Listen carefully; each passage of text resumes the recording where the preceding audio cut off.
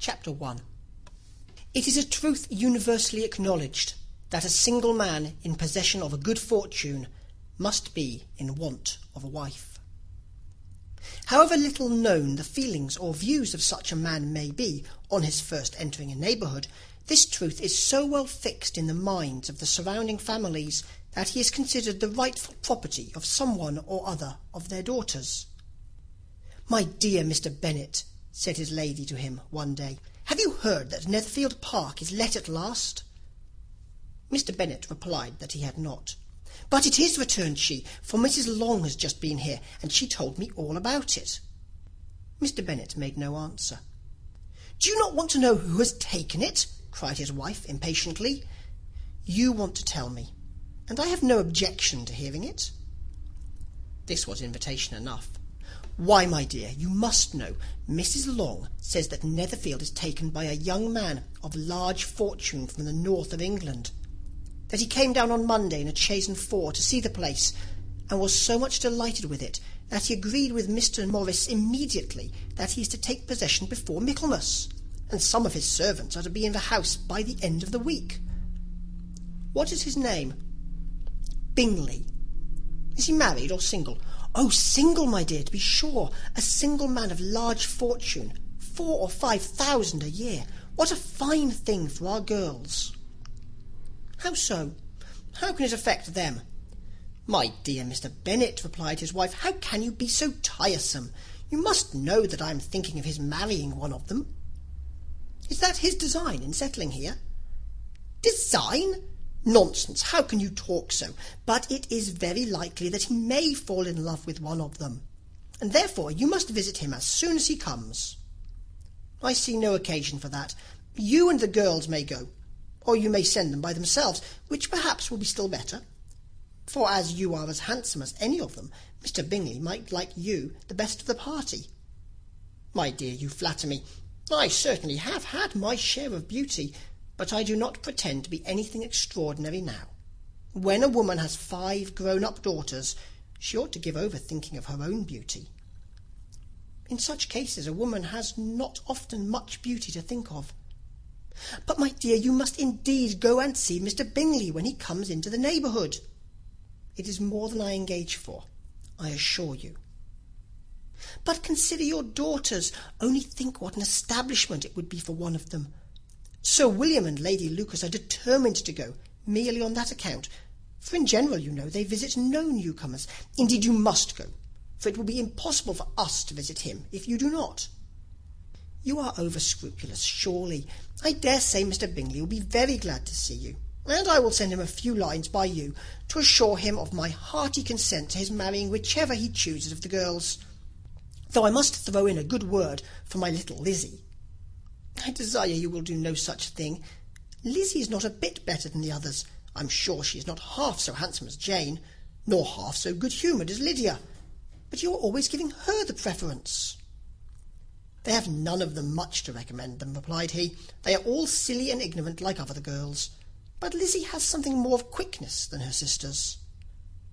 "Mr. Bennet, how can you abuse your own children in such a way? You take delight in vexing me. You have no compassion for my poor nerves." "You mistake me, my dear. I have a high respect for your nerves. They are my old friends. I've heard you mention them with consideration these last 20 years at least. Ah, you do not know what I suffer. But I hope you will get over it, and live to see many young men of 4,000 a year come into the neighbourhood. It will be no use to us if 20 such should come, since you will not visit them. Depend upon it, my dear, that when there are 20, I will visit them all." Mr. Bennet was so odd a mixture of quick parts, sarcastic humour, reserve, and caprice, that the experience of 23 years had been insufficient to make his wife understand his character. Her mind was less difficult to develop.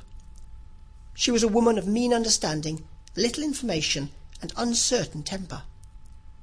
When she was discontented, she fancied herself nervous. The business of her life was to get her daughters married.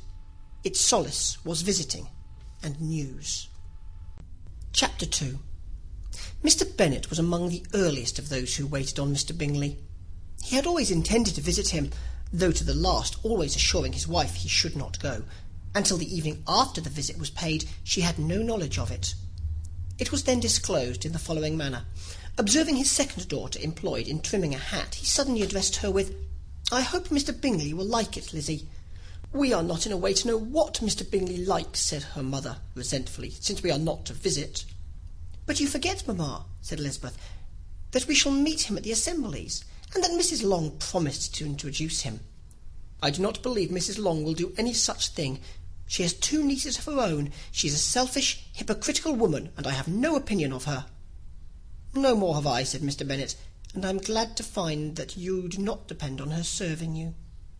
Mrs. Bennet deigned not to make any reply, but unable to contain herself, began scolding one of her daughters.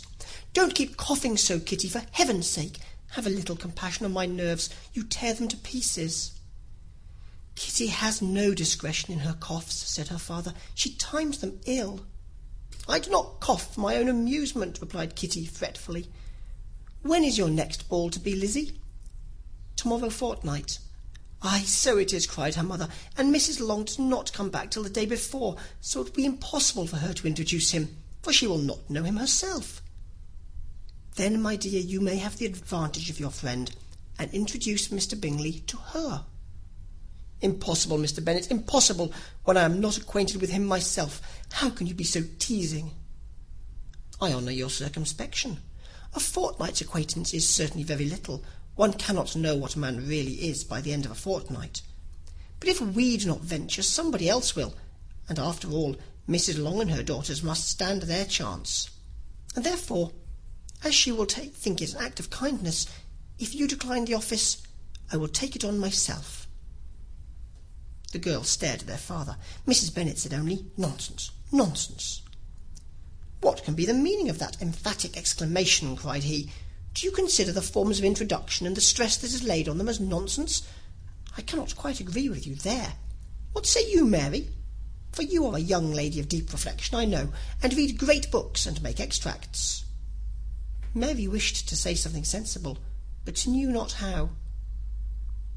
"While Mary is adjusting her ideas," he continued, "let us return to Mr. Bingley." "I am sick of Mr. Bingley," cried his wife.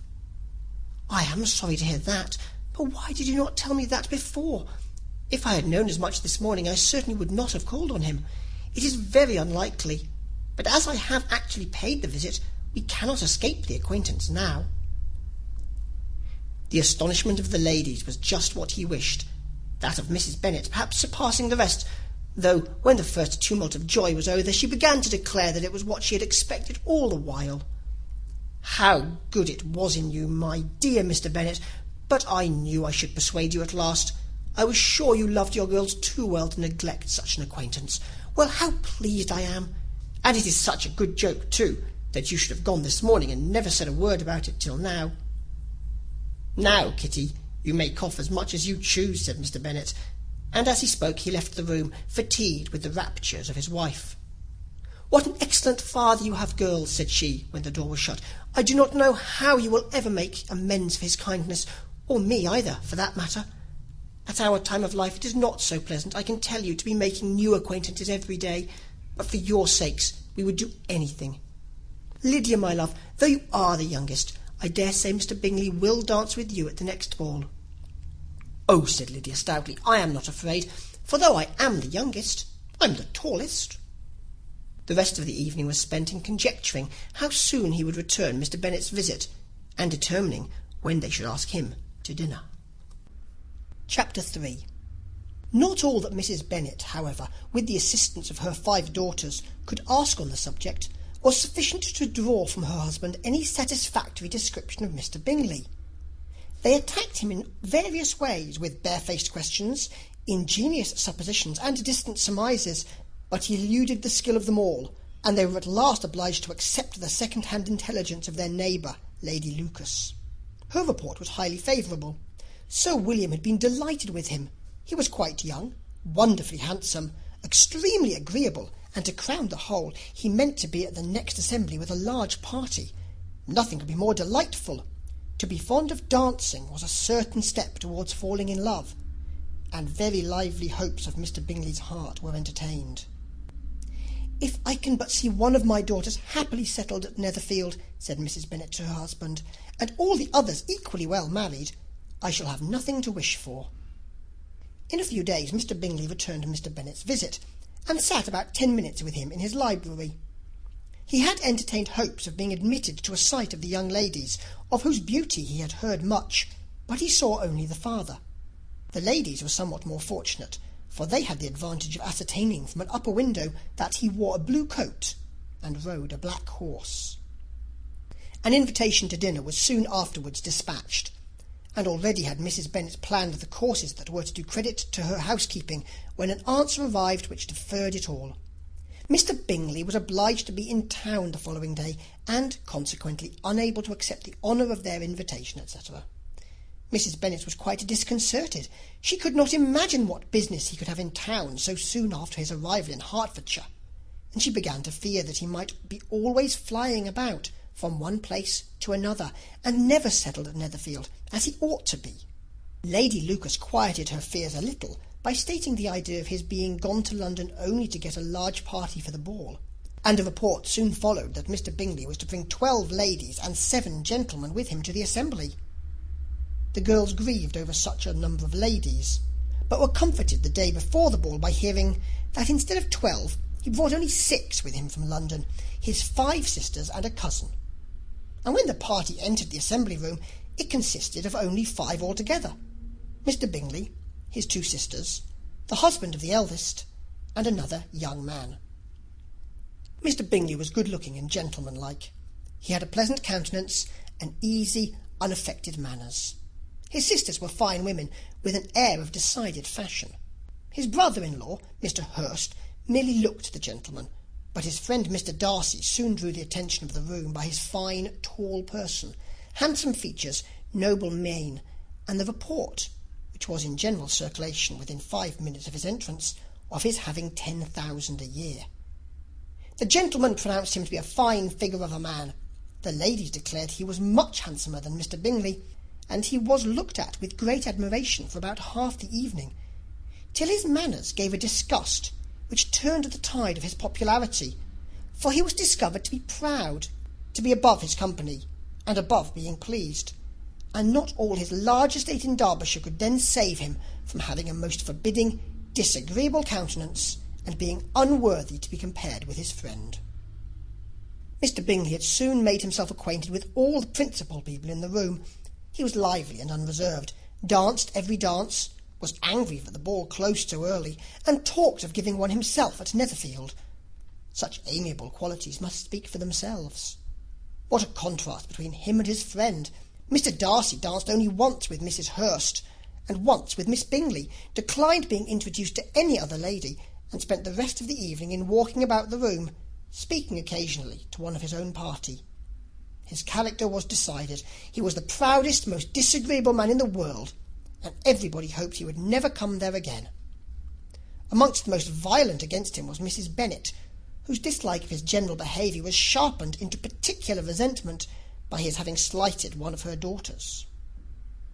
Elizabeth Bennet had been obliged, by the scarcity of gentlemen, to sit down for 2 dances, and during part of that time Mr. Darcy had been standing near enough for her to hear a conversation between him and Mr. Bingley, who came from the dance for a few minutes to press his friend to join it. "Come, Darcy," said he, "I must have you dance. I hate to see you standing about by yourself in this stupid manner. You had much better dance." "I certainly shall not. You know how I detest it, unless I am particularly acquainted with my partner. At such an assembly as this it would be insupportable. Your sisters are engaged, and there is not another woman in the room whom it would not be a punishment to me to stand up with." "I would not be so fastidious as you are," cried Mr. Bingley, "for a kingdom. Upon my honour, I never met with so many pleasant girls in my life as I have this evening, and there are several of them, you see, uncommonly pretty." "You are dancing with the only handsome girl in the room," said Mr. Darcy, looking at the eldest Miss Bennet. "Oh, she is the most beautiful creature I ever beheld.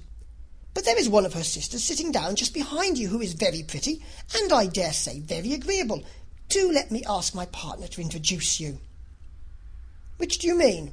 And turning round, he looked for a moment at Elizabeth, till catching her eye, he withdrew his own and coldly said, "She is tolerable, but not handsome enough to tempt me.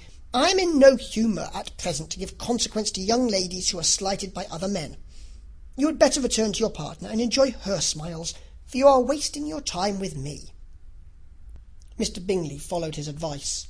Mr. Darcy walked off, and Elizabeth remained with no very cordial feelings towards him. She told the story, however, with great spirit among her friends, for she had a lively, playful disposition which delighted in anything ridiculous. The evening altogether passed off pleasantly to the whole family.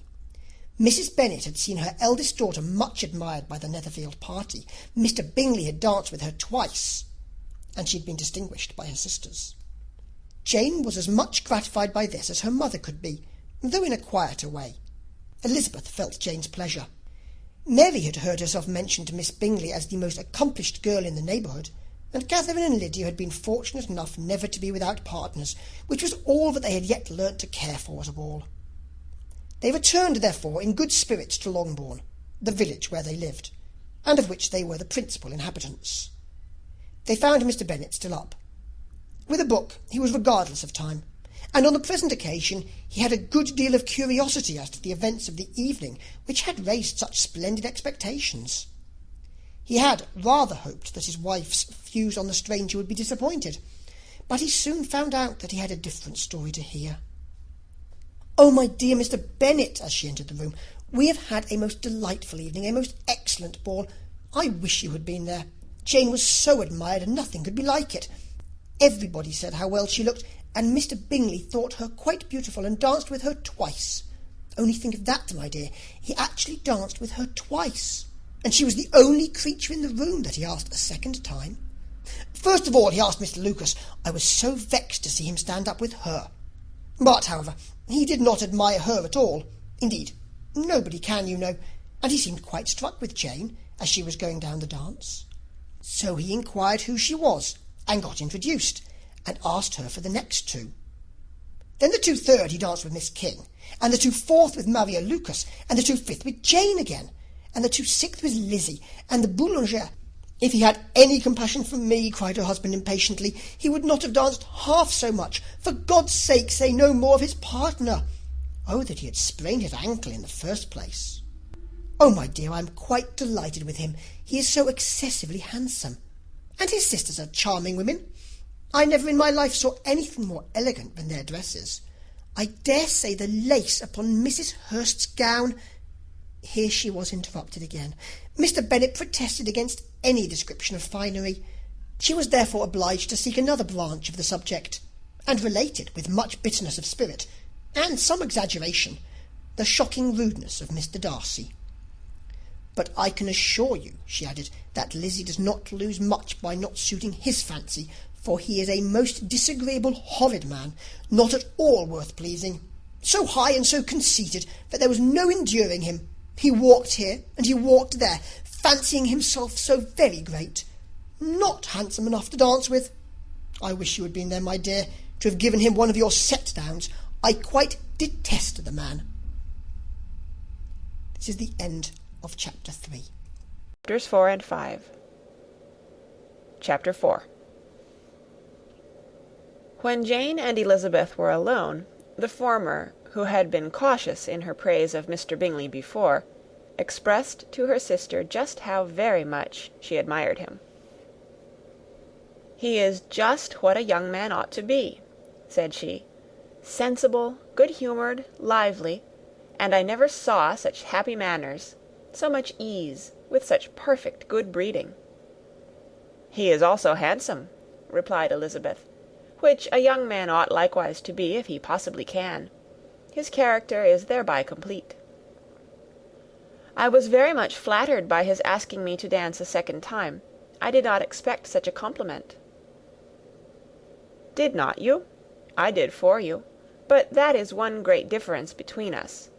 Compliments always take you by surprise, and me never. What could be more natural than his asking you again?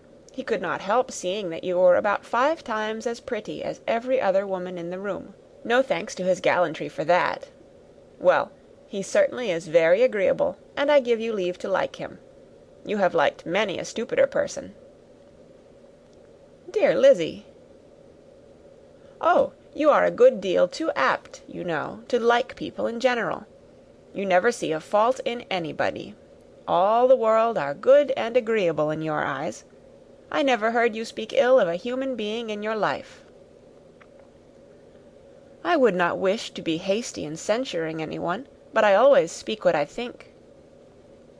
"I know you do, and it is that which makes the wonder. With your good sense, to be so honestly blind to the follies and nonsense of others. Affectation of candour is common enough, one meets with it everywhere. But to be candid without ostentation or design, to take the good of everybody's character and make it still better, and say nothing of the bad, belongs to you alone. And so you like this man's sisters too, do you? Their manners are not equal to his."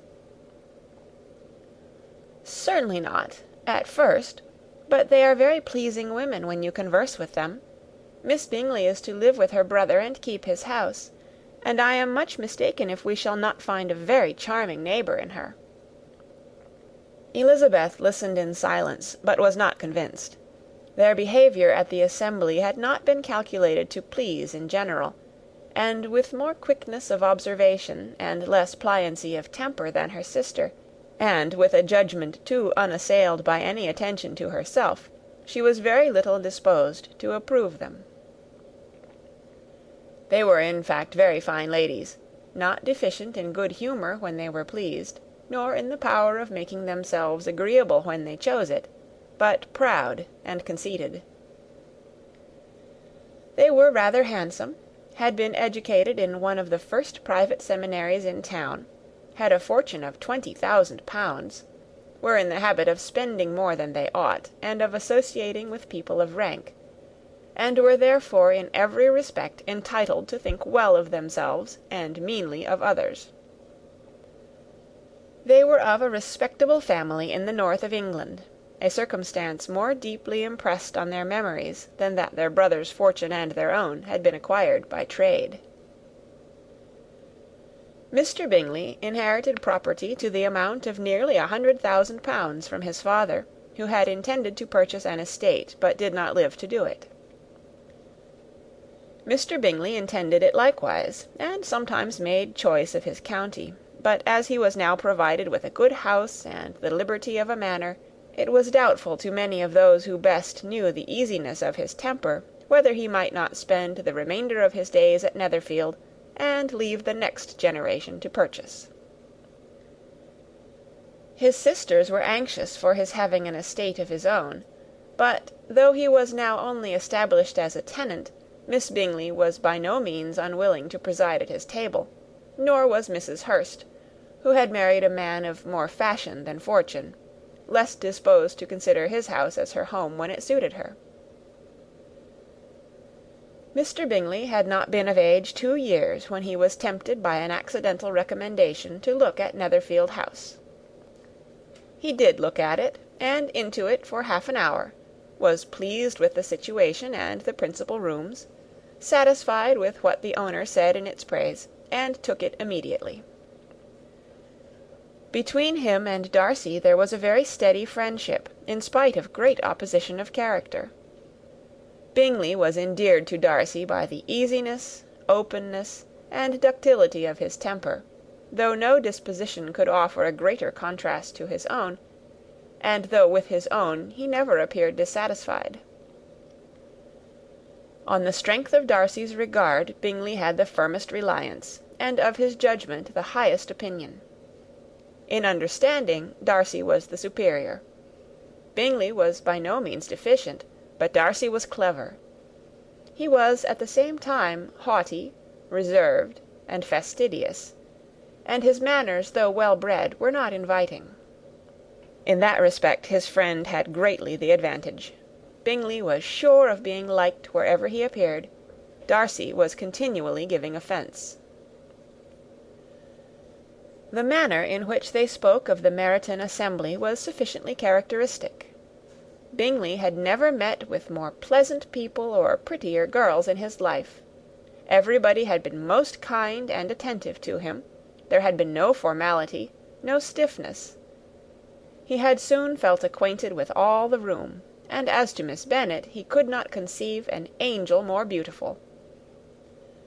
Darcy, on the contrary, had seen a collection of people in whom there was little beauty and no fashion, for none of whom he felt the smallest interest, and from none received either attention or pleasure. Miss Bennet he acknowledged to be pretty, but she smiled too much. Mrs. Hurst and her sister allowed it to be so, but still they admired her, and liked her, and pronounced her to be a sweet girl, and one whom they would not object to know more of. Miss Bennet was therefore established as a sweet girl, and their brother felt authorized by such commendation to think of her as he chose. End of Chapter 4. Chapter 5. Within a short walk of Longbourn lived a family with whom the Bennets were particularly intimate. Sir William Lucas had been formerly in trade in Meryton, where he had made a tolerable fortune, and risen to the honour of knighthood by an address to the King during his mayoralty. The distinction had perhaps been felt too strongly. It had given him a disgust to his business, and to his residence in a small market town, and, in quitting them both, he had removed with his family to a house about a mile from Meryton, denominated from that period Lucas Lodge, where he could think with pleasure of his own importance, and, unshackled by business, occupy himself solely in being civil to all the world. For, though elated by his rank, it did not render him supercilious. On the contrary, he was all attention to everybody. By nature inoffensive, friendly, and obliging, his presentation at St. James's had made him courteous. Lady Lucas was a very good kind of woman, not too clever to be a valuable neighbour to Mrs. Bennet. They had several children. The eldest of them, a sensible, intelligent young woman, about 27, was Elizabeth's intimate friend. That the Miss Lucases and the Miss Bennets should meet to talk over a ball was absolutely necessary, and the morning after the assembly brought the former to Longbourn to hear and to communicate. "You began the evening well, Charlotte," said Mrs. Bennet, with civil self-command, to Miss Lucas. "You were Mr. Bingley's first choice." "Yes, but he seemed to like his second better." "Oh, you mean Jane, I suppose, because he danced with her twice. To be sure, that did seem as if he admired her. Indeed, I rather believe he did. I heard something about it, but I hardly know what. Something about Mr. Robinson." "Perhaps you mean what I overheard between him and Mr. Robinson. Did not I mention it to you? Mr. Robinson's asking him how he liked our Meryton assemblies, and whether he did not think there were a great many pretty women in the room, and which he thought the prettiest, and his answering immediately to the last question, 'Oh, the eldest Miss Bennet, beyond a doubt. There cannot be two opinions on that point.'" "Upon my word! Well, that is very decided indeed. That does seem as if... But, however, it may all come to nothing, you know." "My overhearings were more to the purpose than yours, Eliza," said Charlotte. "Mr. Darcy is not so well worth listening to as his friend, is he? Poor Eliza! To be only just tolerable. I beg you would not put it into Lizzie's head to be vexed by his ill treatment, for he is such a disagreeable man that it would be quite a misfortune to be liked by him. Mrs. Long told me last night that he sat close to her for half an hour, without once opening his lips." "Are you quite sure, ma'am? Is not there a little mistake?" said Jane. "I certainly saw Mr. Darcy speaking to her." "Aye, because she asked him at last how he liked Netherfield, and he could not help answering her, but she said he seemed quite angry at being spoke to." "Miss Bingley told me," said Jane, "that he never speaks much, unless among his intimate acquaintances. With them he is remarkably agreeable." "I do not believe a word of it, my dear. If he had been so very agreeable, he would have talked to Mrs. Long. But I can guess how it was. Everybody says that he is eat up with pride, and I dare say he had heard somehow that Mrs. Long does not keep a carriage, and had come to the ball in a hack chaise. I do not mind his not talking to Mrs. Long, said Miss Lucas, but I wish he had danced with Eliza. Another time, Lizzy, said her mother, I would not dance with him, if I were you. I believe, ma'am, I may safely promise you never to dance with him. His pride, said Miss Lucas, does not offend me so much as pride often does, because there is an excuse for it. One cannot wonder that so very fine a young man, with family, fortune, everything in his favour, should think highly of himself. If I may so express it, he has a right to be proud. That is very true, replied Elizabeth, and I could easily forgive his pride, if he had not mortified mine. Pride, observed Mary, who piqued herself upon the solidity of her reflections, is a very common failing, I believe. By all that I have ever read, I am convinced that it is very common indeed, that human nature is particularly prone to it, and that there are very few of us who do not cherish a feeling of self-complacency on the score of some quality or other, real or imaginary. Vanity and pride are different things, though the words are often used synonymously. A person may be proud without being vain. Pride relates more to our opinion of ourselves, vanity to what we would have others think of us. If I were as rich as Mr. Darcy, cried a young Lucas, who came with his sisters, I should not care how proud I was. I would keep a pack of foxhounds, and drink a bottle of wine a day. Then you would drink a great deal more than you ought, said Mrs. Bennet, and if I were to see you at it, I should take away your bottle directly. The boy protested that she should not. She continued to declare that she would, and the argument ended only with the visit. End of chapter 5. Recorded on November 6th, 2005, in Oceanside, California. Chapter 6. The ladies of Longbourn soon waited on those of Netherfield. The visit was returned in due form. Miss Bennet's pleasing manners grew on the goodwill of Mrs. Hurst and Miss Bingley, and though the mother was found to be intolerable, and the young sisters not worth speaking to, a wish of being better acquainted with them was expressed towards the two eldest. By Jane this attention was received with the greatest pleasure, but Elizabeth still saw superciliousness in their treatment of everybody, hardly excepting even her sister, and could not like them, though their kindness to Jane, such as it was, had a value as arising, in all probability, from the influence of their brother's admiration. It was generally evident whenever they met that he did admire her, and to her it was equally evident that Jane was yielding to the preference which she had begun to entertain for him from the first, and was in a way to be very much in love.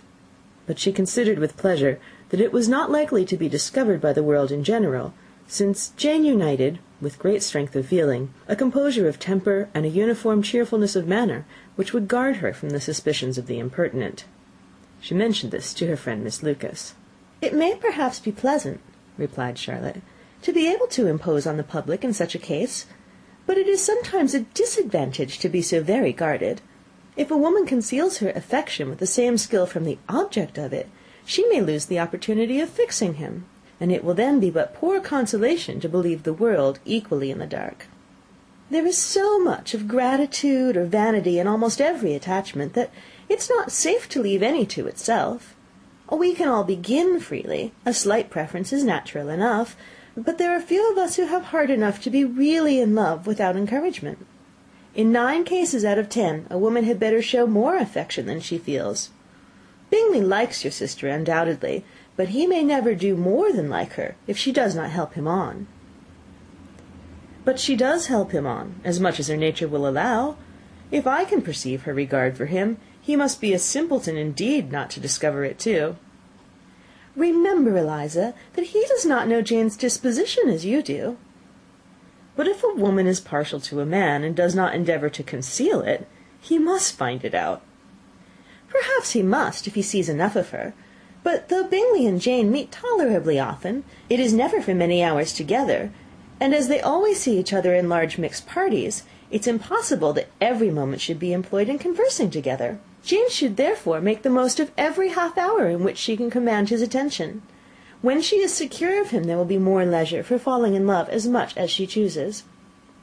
"Your plan is a good one," replied Elizabeth, "where nothing is in question but the desire of being well married, and if I were determined to get a rich husband, or any husband, I dare say I should adopt it. But these are not Jane's feelings. She is not acting by design. As yet she cannot even be certain of the degree of her own regard, nor of its reasonableness. She has known him only a fortnight. She danced 4 dances with him at Meryton. She saw him one morning at his own house, and has since dined with him in company 4 times. This is not quite enough to make her understand his character." "Not as you represent it. Had she merely dined with him, she might only have discovered whether he had a good appetite. But you must remember that 4 evenings have also been spent together, and 4 evenings may do a great deal." "Yes, these 4 evenings have enabled them to ascertain that they both like vingt-un better than commerce. But with respect to any other leading characteristic, I do not imagine that much has been unfolded." "Well," said Charlotte, "I wish Jane success with all my heart, and if she were married to him to-morrow, I should think she had as good a chance of happiness as if she were to be studying his character for a 12-month. Happiness in marriage is entirely a matter of chance. If the dispositions of the parties are ever so well known to each other, or ever so similar beforehand, it does not advance their felicity in the least. They always continue to grow sufficiently unlike afterwards to have their share of vexation, and it's better to know as little as possible of the defects of the person with whom you're to pass your life." "You make me laugh, Charlotte, but it's not sound. You know it's not sound, and you would never act this way yourself." Occupied in observing Mr. Bingley's attentions to her sister, Elizabeth was far from suspecting that she was herself becoming an object of some interest in the eyes of his friend.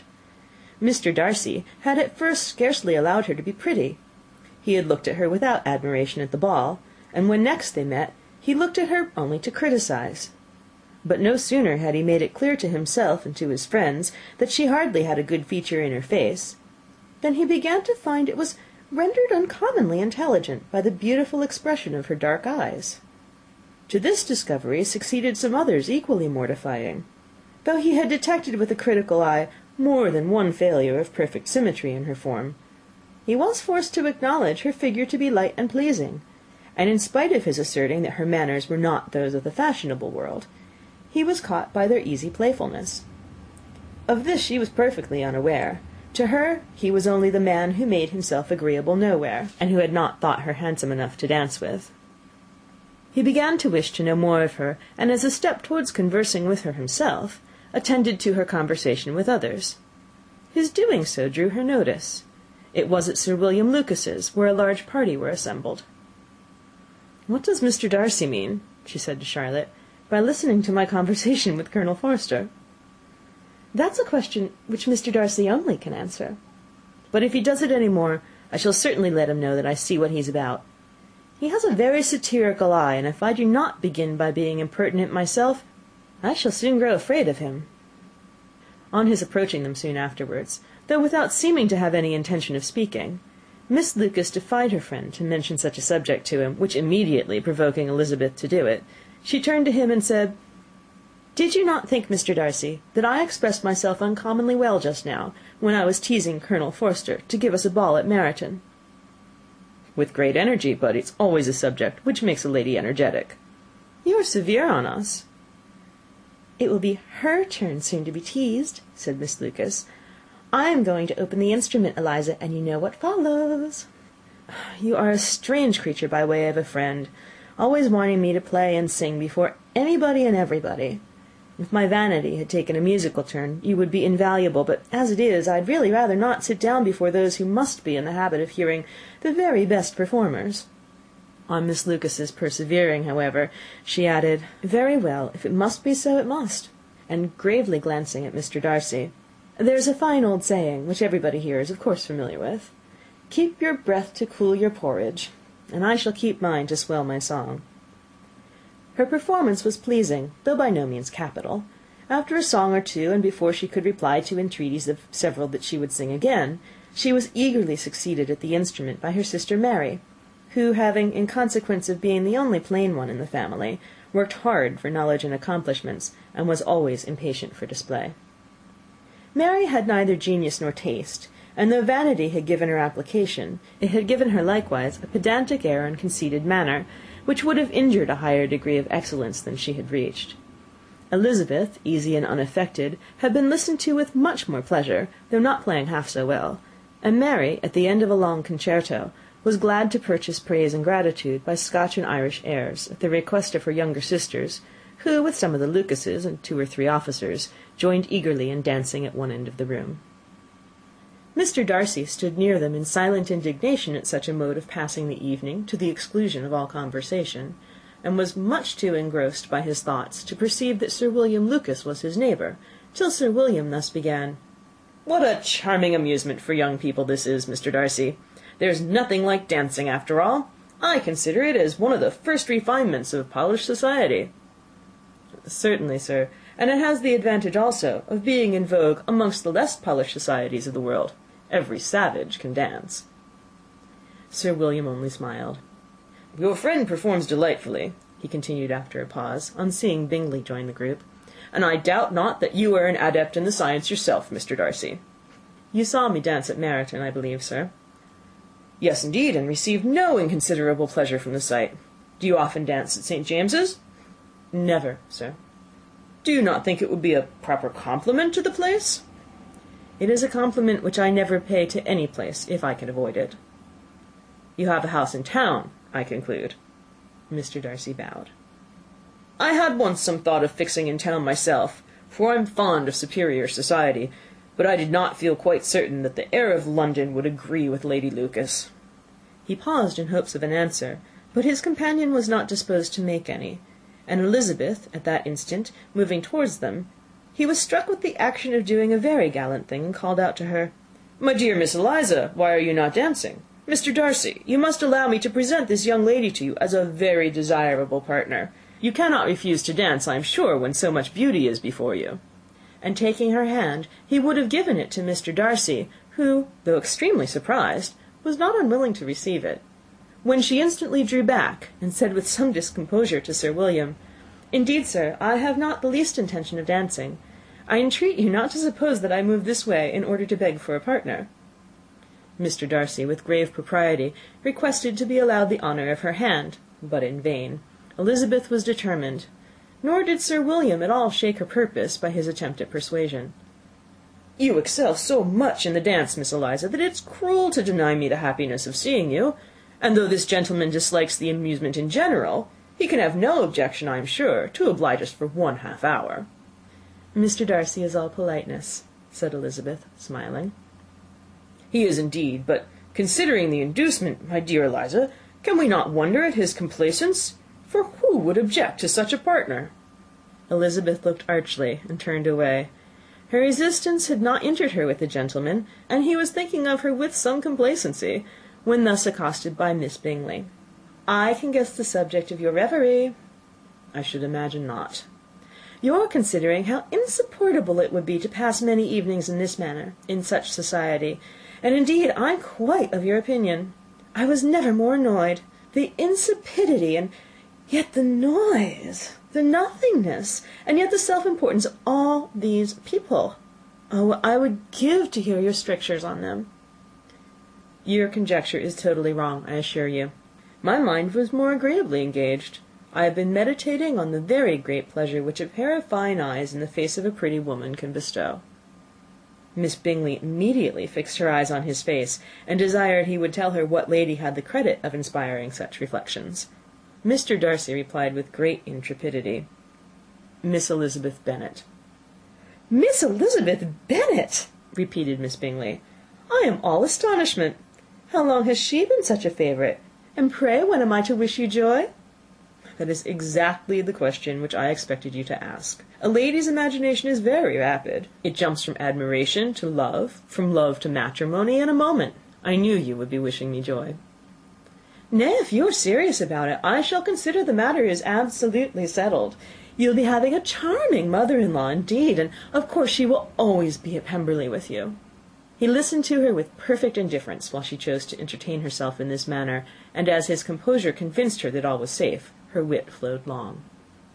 Chapter 6. Read by Krista McQuillan, Tokyo, Japan, November 7th, 2005. Chapter 7. Mr. Bennet's property consisted almost entirely in an estate of £2,000 a year, which, unfortunately for his daughters, was entailed, in default of heirs male, on a distant relation, and their mother's fortune, though ample for her situation in life, could but ill supply the deficiency of his. Her father had been an attorney in Meryton, and had left her £4,000. She had a sister married to a Mr. Phillips, who had been a clerk to their father and succeeded him in the business, and a brother settled in London in a respectable line of trade. The village of Longbourn was only 1 mile from Meryton, a most convenient distance for the young ladies, who were usually tempted thither 3 or 4 times a week, to pay their duty to their aunt and to a milliner's shop just over the way.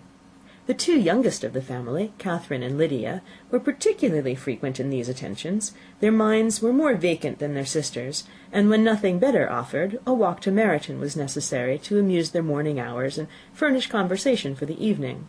And however bare of news the country in general might be, they always contrived to learn some from their aunt. At present, indeed, they were well supplied, both with news and happiness, by the recent arrival of a militia regiment in the neighbourhood. It was to remain the whole winter, and Meryton was the headquarters. Their visits to Mrs. Phillips were now productive of the most interesting intelligence. Every day added something to their knowledge of the officers' names and connections. Their lodgings were not long a secret, and at length they began to know the officers themselves. Mr. Phillips visited them all, and this opened to his nieces a store of felicity unknown before. They could talk of nothing but officers, and Mr. Bingley's large fortune, the mention of which gave animation to their mother, was worthless in their eyes when opposed to the regimentals of an ensign. After listening one morning to their effusions on this subject, Mr. Bennet coolly observed, "From all that I can collect by your manner of talking, you must be 2 of the silliest girls in the country. I've suspected it some time, but I am now convinced." Catherine was disconcerted and made no answer, but Lydia, with perfect indifference, continued to express her admiration of Captain Carter, and her hope of seeing him in the course of the day, as he was going the next morning to London. "I am astonished, my dear," said Mrs. Bennet, "that you should be so ready to think your own children silly. If I wish to think slightingly of anybody's children, it should not be of my own, however. If my children are silly, I must hope to be always sensible of it."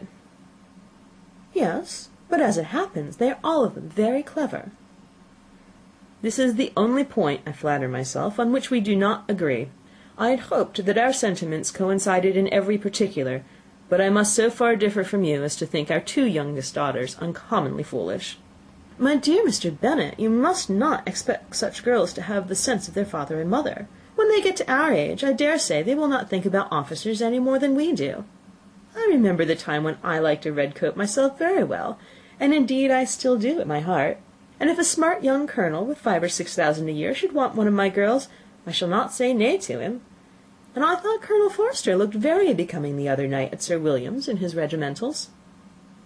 "Mamma," cried Lydia, "my aunt says that Colonel Forster and Captain Carter do not go so often to Miss Watson's as they did when they first came.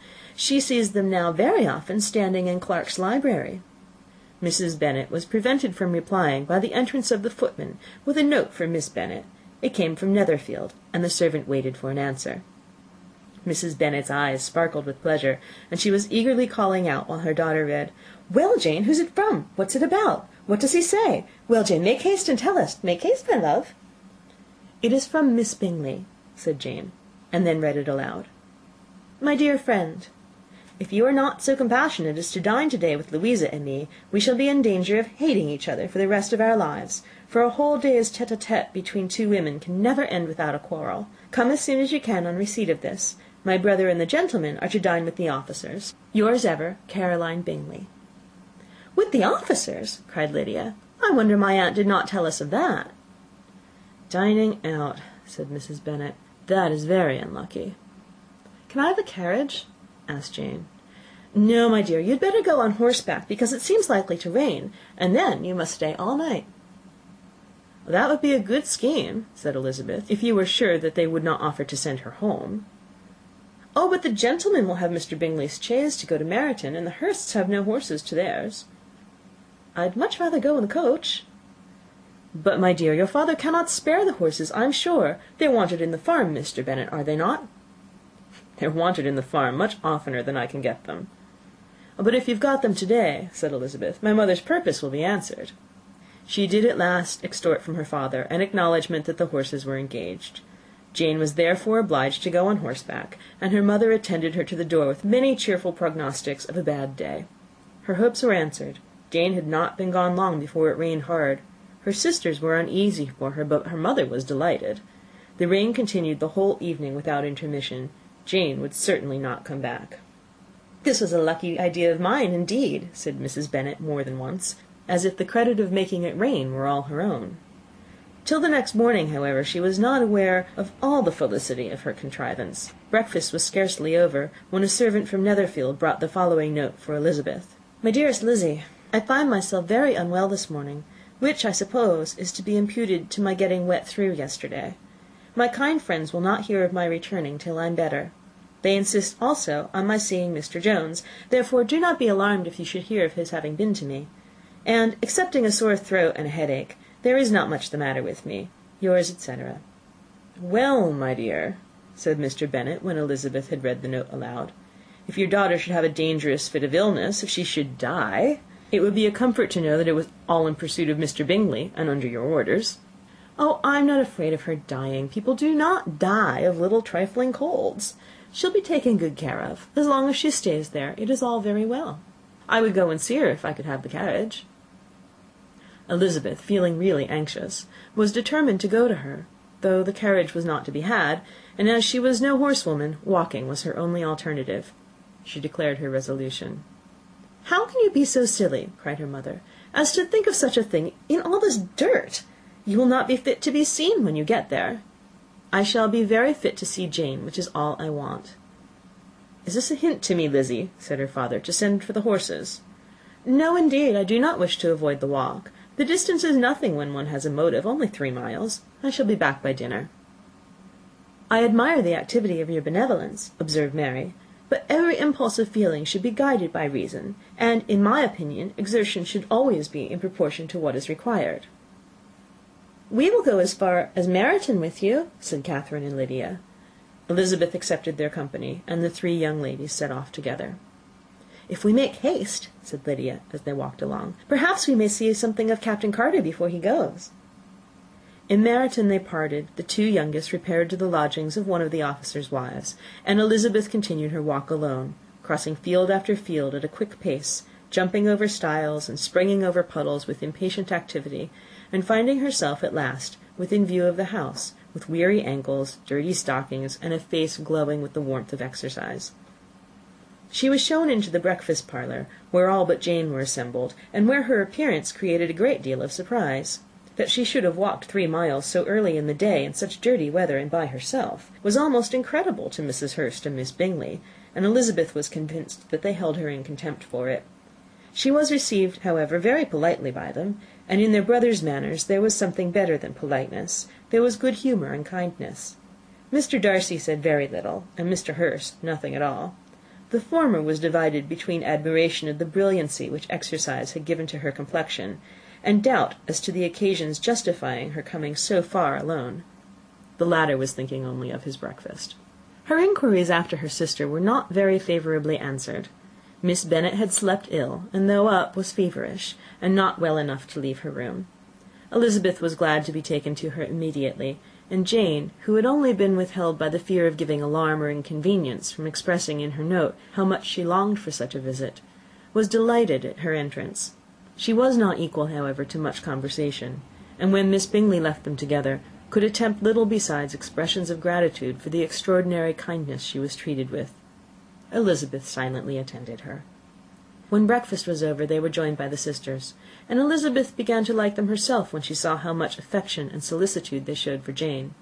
The apothecary came, and having examined his patient, said, as might be supposed, that she had caught a violent cold, and that they must endeavour to get the better of it, advised her to return to bed, and promised her some draughts. The advice was followed readily, for the feverish symptoms increased, and her head ached acutely. Elizabeth did not quit her room for a moment, nor were the other ladies often absent. The gentlemen being out, they had, in fact, nothing to do elsewhere. When the clock struck 3, Elizabeth felt that she must go, and very unwillingly said so. Miss Bingley offered her the carriage, and she only wanted a little pressing to accept it, when Jane testified such concern in parting with her, that Miss Bingley was obliged to convert the offer of the chaise to an invitation to remain at Netherfield for the present. Elizabeth most thankfully consented, and a servant was dispatched to Longbourn to acquaint the family with her stay, and bring back a supply of clothes. End of Chapter 7. Read by Krista McQuillan, Tokyo, Japan, November 7th, 2005. Chapter 8. At 5 o'clock the two ladies retired to dress, and at 6:30 Elizabeth was summoned to dinner. To the civil inquiries which then poured in, and amongst which she had the pleasure of distinguishing the much superior solicitude of Mr. Bingley's, she could not make a very favourable answer. Jane was by no means better. The sisters, on hearing this, repeated 3 or 4 times how much they were grieved, how shocking it was to have a bad cold, and how excessively they disliked being ill themselves, and then thought no more of the matter. And their indifference towards Jane, when not immediately before them, restored Elizabeth to the enjoyment of all her former dislike. Their brother, indeed, was the only one of the party whom she could regard with any complacency. His anxiety for Jane was evident, and his attentions to herself most pleasing, and they prevented her feeling herself so much an intruder as she believed she was considered by the others. She had very little notice from any but him. Miss Bingley was engrossed by Mr. Darcy, her sister scarcely less so; and as for Mr. Hurst, by whom Elizabeth sat, he was an indolent man, who lived only to eat, drink, and play at cards, who, when he found her to prefer a plain dish to a ragout, had nothing to say to her. When dinner was over, she returned directly to Jane, and Miss Bingley began abusing her as soon as she was out of the room. Her manners were pronounced to be very bad indeed, a mixture of pride and impertinence. She had no conversation, no style, no beauty. Mrs. Hurst thought the same, and added, "She has nothing, in short, to recommend her, but being an excellent walker.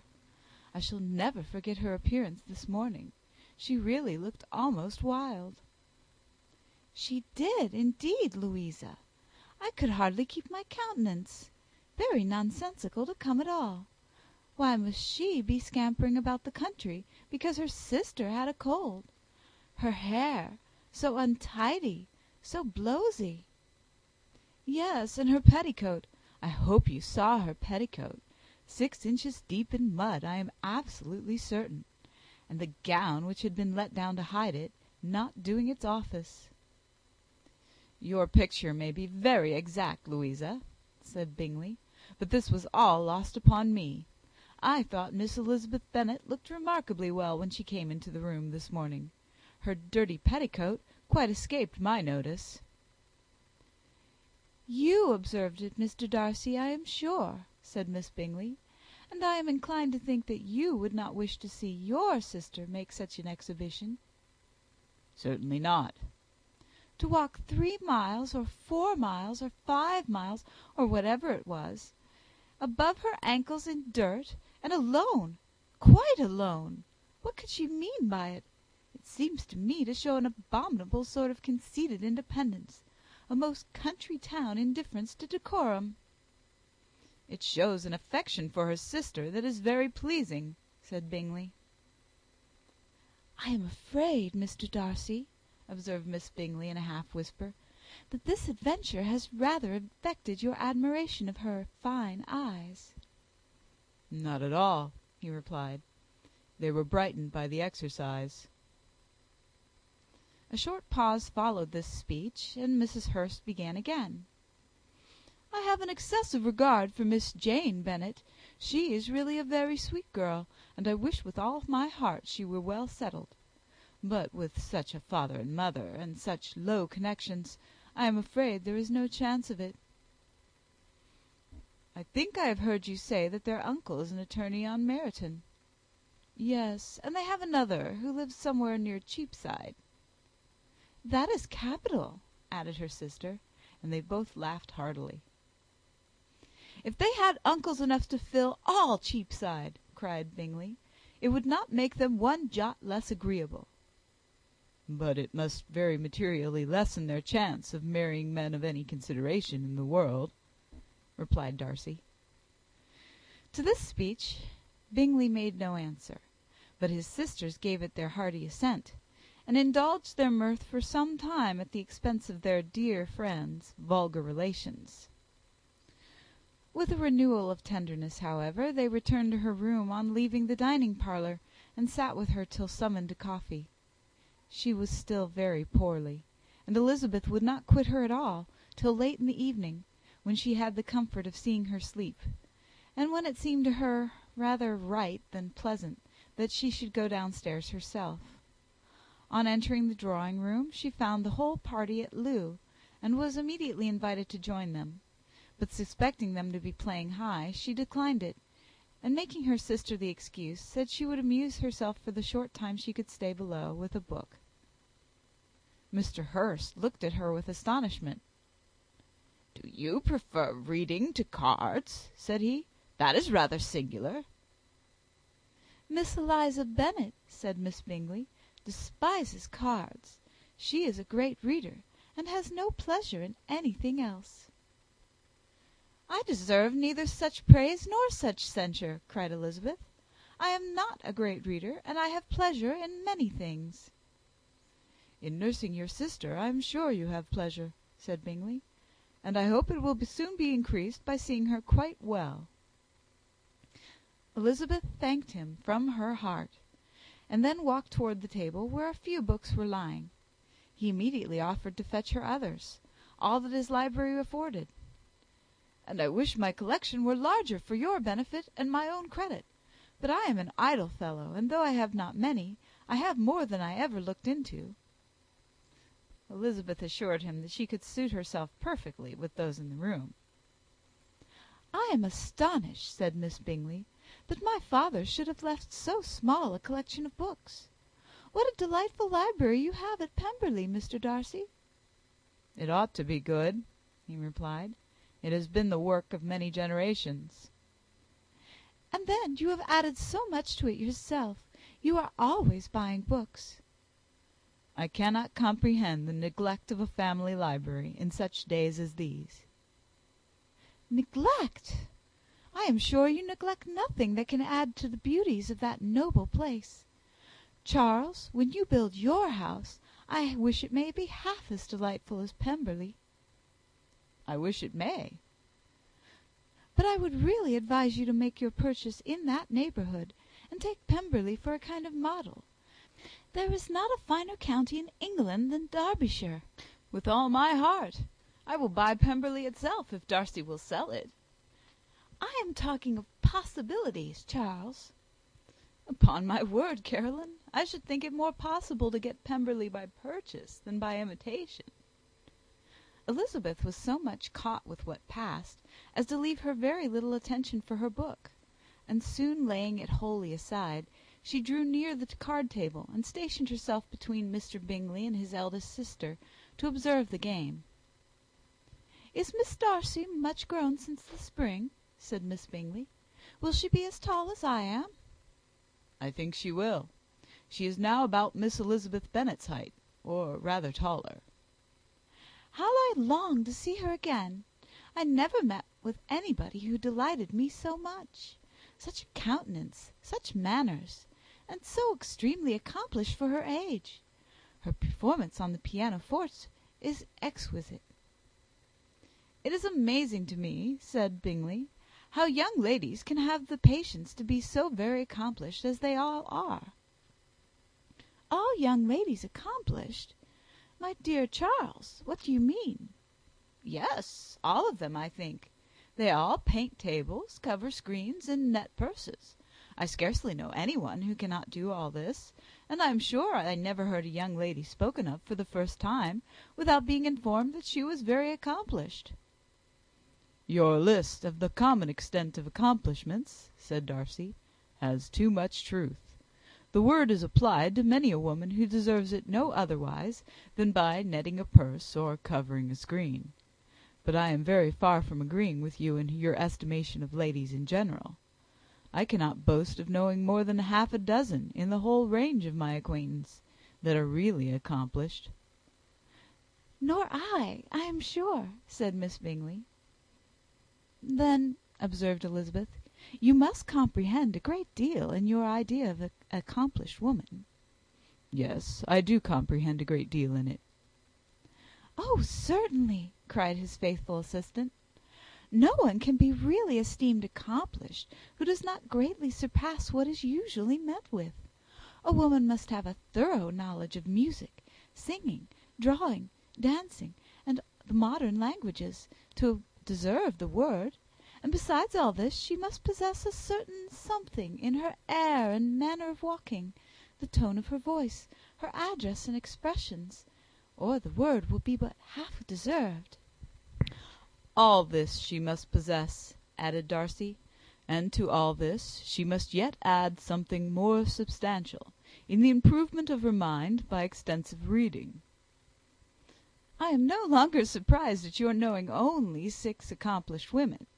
I rather wonder now at your knowing any." "Are you so severe upon your own sex as to doubt the possibility of all this?" "I never saw such a woman. I never saw such capacity, and taste, and application, and elegance as you describe, united." Mrs. Hurst and Miss Bingley both cried out against the injustice of her implied doubt, and were both protesting that they knew many women who answered this description, when Mr. Hurst called them to order, with bitter complaints of their inattention to what was going forward.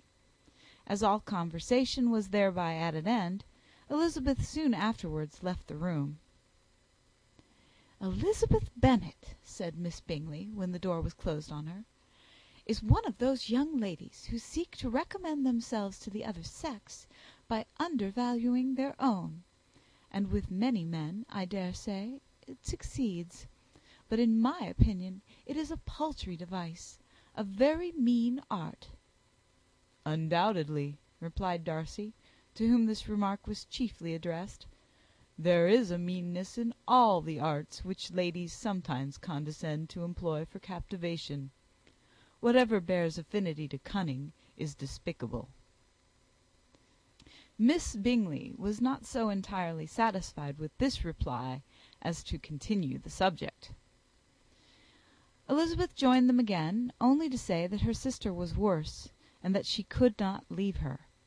Bingley urged Mr. Jones being sent for immediately, while his sisters, convinced that no country advice could be of any service, recommended an express to town for one of the most eminent physicians. This she would not hear of, but she was not so unwilling to comply with their brother's proposal, and it was settled that Mr. Jones should be sent for early in the morning, if Miss Bennet were not decidedly better. Bingley was quite uncomfortable. His sisters declared that they were miserable.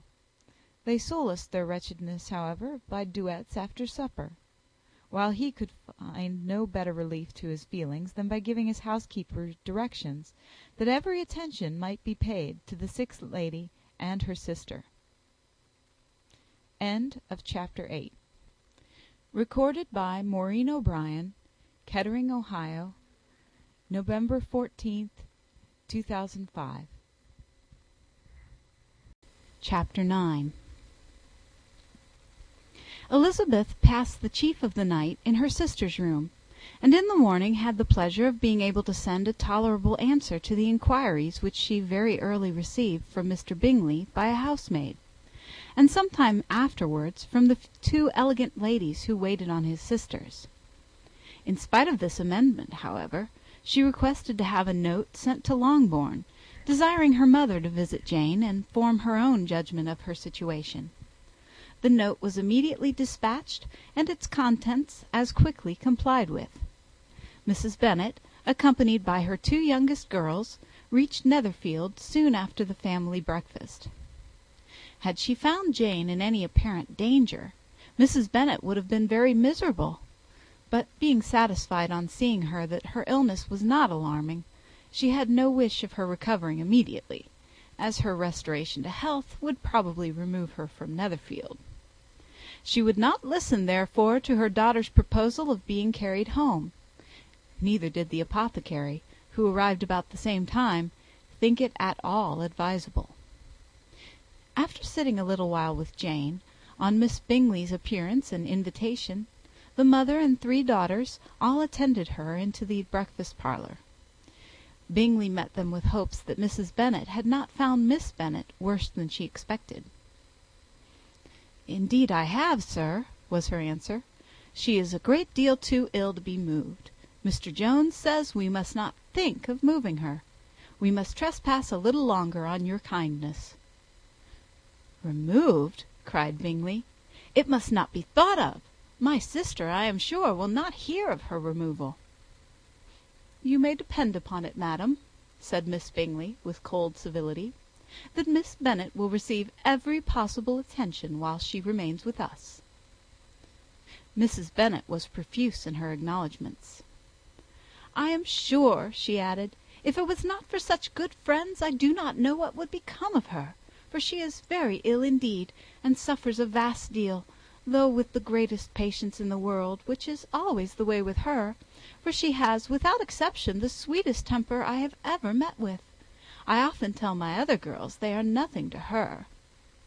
You have a sweet room here, Mr. Bingley, and a charming prospect over the gravel walk. I do not know a place in the country that is equal to Netherfield.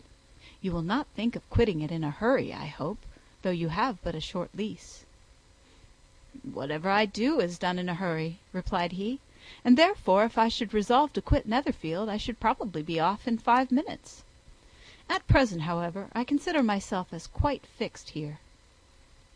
"That is exactly what I should have supposed of you," said Elizabeth. "You begin to comprehend me, do you?" cried he, turning toward her. "Oh, yes, I understand you perfectly."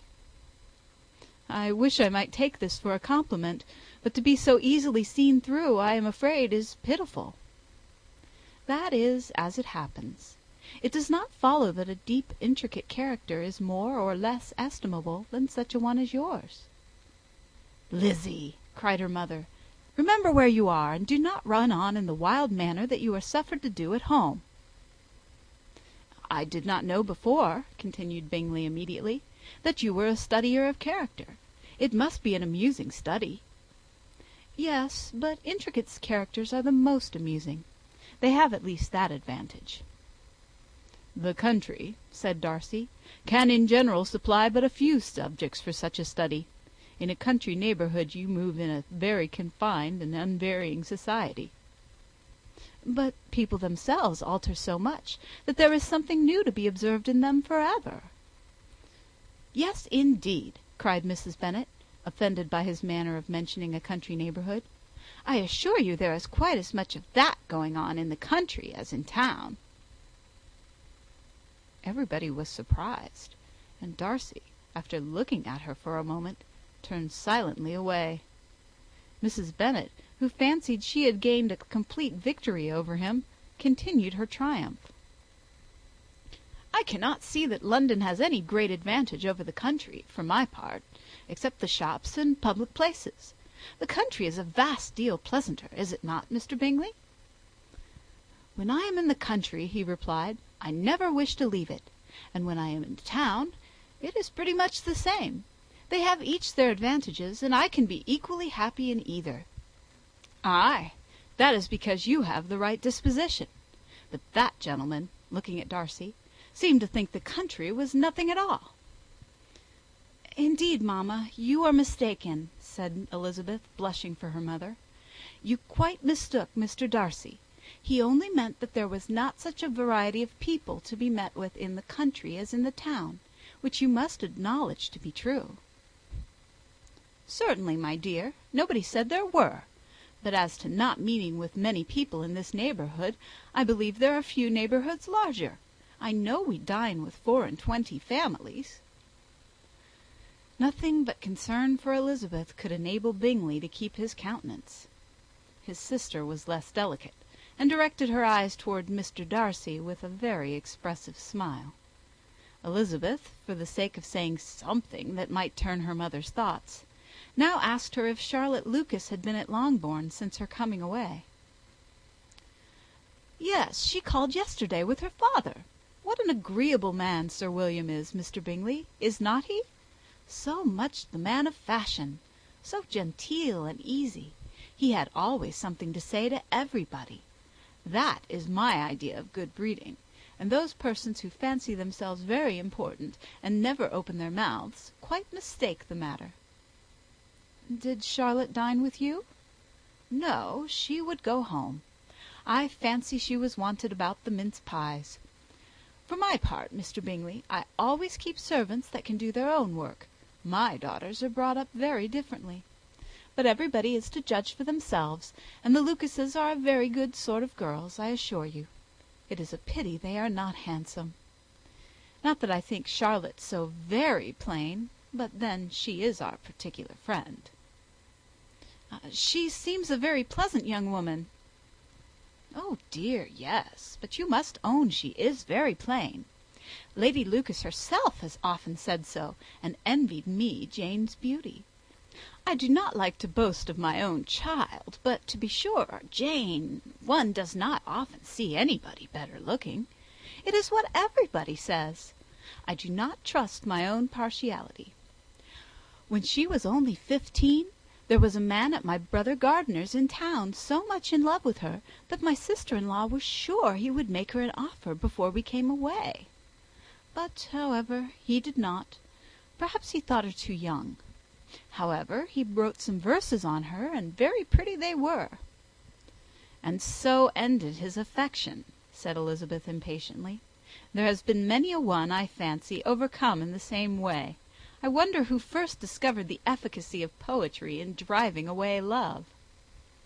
"I have been used to consider poetry as the food of love," said Darcy. "Of a fine, stout, healthy love, it may. Everything nourishes what is strong already. But if it be only a slight, thin sort of inclination, I am convinced that one good sonnet will starve it entirely away." Darcy only smiled, and the general pause which ensued made Elizabeth tremble lest her mother should be exposing herself again. She longed to speak, but could think of nothing to say, and after a short silence Mrs. Bennet began repeating her thanks to Mr. Bingley for his kindness to Jane, with an apology for troubling him also with Lizzie. Mr. Bingley was unaffectedly civil in his answer, and forced his younger sister to be civil also, and say what the occasion required. She performed her part indeed without much graciousness, but Mrs. Bennet was satisfied, and soon afterwards ordered her carriage. Upon this signal, the youngest of her daughters put herself forward. The two girls had been whispering to each other during the whole visit, and the result of it was that the youngest should tax Mr. Bingley with having promised on his first coming into the country to give a ball at Netherfield. Lydia was a stout, well-grown girl of 15, with a fine complexion and a good-humoured countenance, a favourite with her mother, whose affection had brought her into public at an early age.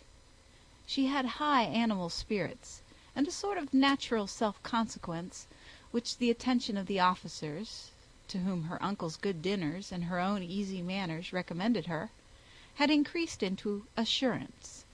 She was very equal, therefore, to address Mr. Bingley on the subject of the ball, and abruptly reminded him of his promise, adding that it would be the most shameful thing in the world if he did not keep it.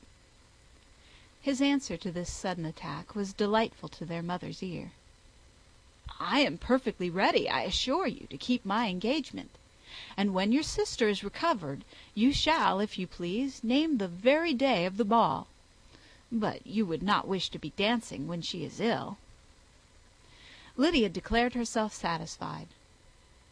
"Oh, yes, it would be much better to wait till Jane was well, and by that time most likely Captain Carter would be at Meryton again. And when you have given your ball," she added, "I shall insist on their giving one also. I shall tell Colonel Forster it will be quite a shame if he does not." Mrs. Bennet and her daughters then departed, and Elizabeth returned instantly to Jane, leaving her own and her relations' behaviour to the remarks of the two ladies and Mr. Darcy, the latter of whom, however, could not be prevailed on to join in their censure of her, in spite of all Miss Bingley's witticisms on fine eyes. End of Chapter 9. Recorded in Dayton, Ohio, by Maureen O'Brien, December 30th, 2005. Chapter 10. The day passed much as the day before had done. Mrs. Hurst and Miss Bingley had spent some hours of the morning with the invalid, who continued, though slowly, to mend, and in the evening Elizabeth joined their party in the drawing-room. The loo table, however, did not appear. Mr. Darcy was writing, and Miss Bingley, seated near him, was watching the progress of his letter and repeatedly calling off his attention by messages to his sister. Mr. Hurst and Mr. Bingley were at piquet, and Mrs. Hurst was observing their game. Elizabeth took up some needlework, and was sufficiently amused in attending to what passed between Darcy and his companion. The perpetual commendations of the lady, either on his handwriting, or on the evenness of his lines, or on the length of his letter, with the perfect unconcern with which her praises were received, formed a curious dialogue, and was exactly in union with her opinion of each. "How delighted Miss Darcy will be to receive such a letter!" He made no answer. "You write uncommonly fast." "You are mistaken. I write rather slowly." "How many letters you must have occasion to write in the course of a year! Letters of business, too! How odious I should think them!" "It is fortunate, then, that they fall to my lot instead of yours." "Pray tell your sister that I long to see her." "I have already told her so once, by your desire." "I am afraid you do not like your pen. Let me mend it for you. I mend pens remarkably well." "Thank you, but I always mend my own." "How can you contrive to write so even?" He was silent. "Tell your sister I am delighted to hear of her improvement on the harp, and pray let her know that I am quite in raptures with her beautiful little design for a table, and I think it infinitely superior to Miss Grantley's. Will you give me leave to defer your raptures till I write again? At present I have not room to do them justice." "Oh, it is of no consequence. I shall see her in January. But do you always write such charming long letters to her, Mr. Darcy?" "They are generally long, but whether always charming, it is not for me to determine." "It is a rule with me that a person who can write a long letter with ease cannot write ill." "That will not do for a compliment to Darcy, Caroline," cried her brother, "because he does not write with ease. He studies too much for words of 4 syllables. Do not you, Darcy?" "My style of writing is very different from yours." "Oh," cried Miss Bingley, "Charles writes in the most careless way imaginable. He leaves out half his words, and blots the rest. My ideas flow so rapidly that I have not time to express them, by which means my letters sometimes convey no ideas at all to my correspondents." "Your humility, Mr. Bingley," said Elizabeth, "must disarm reproof." "Nothing is more deceitful," said Darcy, "than the appearance of humility. It is often only carelessness of opinion, and sometimes an indirect boast." "And which do you two call my little recent piece of modesty?" "The indirect boast, for you are really proud of your defects in writing, because you consider them as proceeding from rapidity of thought and carelessness of execution, which, if not estimable, you think at least highly interesting. The power of doing anything with quickness is always prized much by the possessor, and often without any attention to the imperfection of the performance. When you told Mrs. Bennet this morning that if you ever resolved upon quitting Netherfield, you should be gone in 5 minutes, you meant it to be a sort of panegyric, of compliment to yourself. And yet what is there so very laudable in a precipitance which must leave very necessary business undone, and can be of no real advantage to yourself or anyone else?" "Nay," cried Bingley, "this is too much, to remember at night all the foolish things that were said in the morning. And yet, upon my honour, I believe what I said of myself to be true, and I believe it at this moment. At least, therefore, I did not assume the character of needless precipitance merely to show off before the ladies." "I dare say you believed it, but I am by no means convinced that you would be gone with such celerity. Your conduct would be quite as dependent on chance as that of any man I know. And if, as you were mounting your horse, a friend were to say, 'Bingley, you had better stay till next week,' you would probably do it. You would probably not go, and at another word might stay a month." "You have only proved by this," cried Elizabeth, "that Mr. Bingley did not do justice to his own disposition. You have shown him off now much more than he did himself." "I am extremely gratified," said Bingley, "by your converting what my friend says into a compliment on the sweetness of my temper. But I am afraid you are giving it a turn which that gentleman did by no means intend, for he would certainly think better of me if under such a circumstance I were to give a flat denial and ride off as fast as I could." "Would Mr. Darcy then consider the rashness of your original intentions as atoned for by your obstinacy in adhering to it?" "Upon my word, I cannot exactly explain the matter. Darcy must speak for himself." "You expect me to account for opinions which you choose to call mine, but which I have never acknowledged. Allowing the case, however, to stand according to your representation, you must remember, Miss Bennet, that the friend who is supposed to desire his return to the house and the delay of his plan has merely desired it, asked it without offering one argument in favour of its propriety." "To yield readily, easily, to the persuasion of a friend is no merit with you?" "To yield without conviction is no compliment to the understanding of either." "You appear to me, Mr. Darcy, to allow nothing for the influence of friendship and affection. A regard for the requester would often make one readily yield to a request, without waiting for arguments to reason one into it. I am not particularly speaking of such a case as you have supposed about Mr. Bingley. We may as well wait, perhaps, till the circumstance occurs before we discuss the discretion of his behaviour thereupon.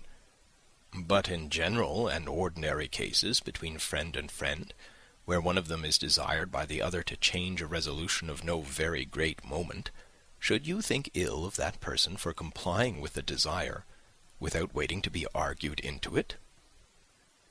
"Will it not be advisable, before we proceed on this subject, to arrange with rather more precision the degree of importance which is to appertain to this request, as well as the degree of intimacy subsisting between the parties?" "By all means," cried Bingley. "Let us hear all the particulars, not forgetting their comparative height and size, for that will have more weight in the argument, Miss Bennet, than you may be aware of. I assure you that if Darcy were not such a great tall fellow in comparison with myself, I should not pay him half so much deference. I declare I do not know a more awful object than Darcy, on particular occasions, and in particular places, at his own house especially, and of a Sunday evening, when he has nothing to do." Mr. Darcy smiled, but Elizabeth thought she could perceive that he was rather offended, and therefore checked her laugh. Miss Bingley warmly resented the indignity he had received, in an expostulation with her brother for talking such nonsense. "I see your design, Bingley," said his friend. "You dislike an argument, and want to silence this." "Perhaps I do. Arguments are too much like disputes. If you and Miss Bennet will defer yours till I am out of the room, I shall be very thankful, and then you may say whatever you like of me." "What you ask," said Elizabeth, "is no sacrifice on my side, and Mr. Darcy had much better finish his letter." Mr. Darcy took her advice, and did finish his letter. When that business was over, he applied to Miss Bingley and Elizabeth for an indulgence of some music. Miss Bingley moved with some alacrity to the pianoforte, and, after a polite request that Elizabeth would lead the way, which the other as politely and more earnestly negatived, she seated herself. Mrs. Hurst sang with her sister, and while they were thus employed, Elizabeth could not help observing, as she turned over some music books that lay on the instrument, how frequently Mr. Darcy's eyes were fixed on her. She hardly knew how to suppose that she could be an object of admiration to so great a man, and yet that he should look at her because he disliked her was still more strange. She could only imagine, however, at last, that she drew his notice because there was something wrong and reprehensible, according to his ideas of right, than in any other person present. The supposition did not pain her. She liked him too little to care for his approbation. After playing some Italian songs, Miss Bingley varied the charm by a lively Scotch air, and soon afterwards Mr. Darcy, drawing near Elizabeth, said to her, "Do not you feel a great inclination, Miss Bennet, to seize such an opportunity of dancing a reel?" She smiled, but made no answer. He repeated the question with some surprise at her silence. "Oh," she said, "I heard you before, but I could not immediately determine what to say in reply. You wanted me, I know, to say yes, that you might have the pleasure of despising my taste. But I always delight in overthrowing those kind of schemes, and cheating a person of their premeditated contempt. I have, therefore, made up my mind to tell you that I do not want to dance a reel at all, and now despise me if you dare." "Indeed, I do not dare."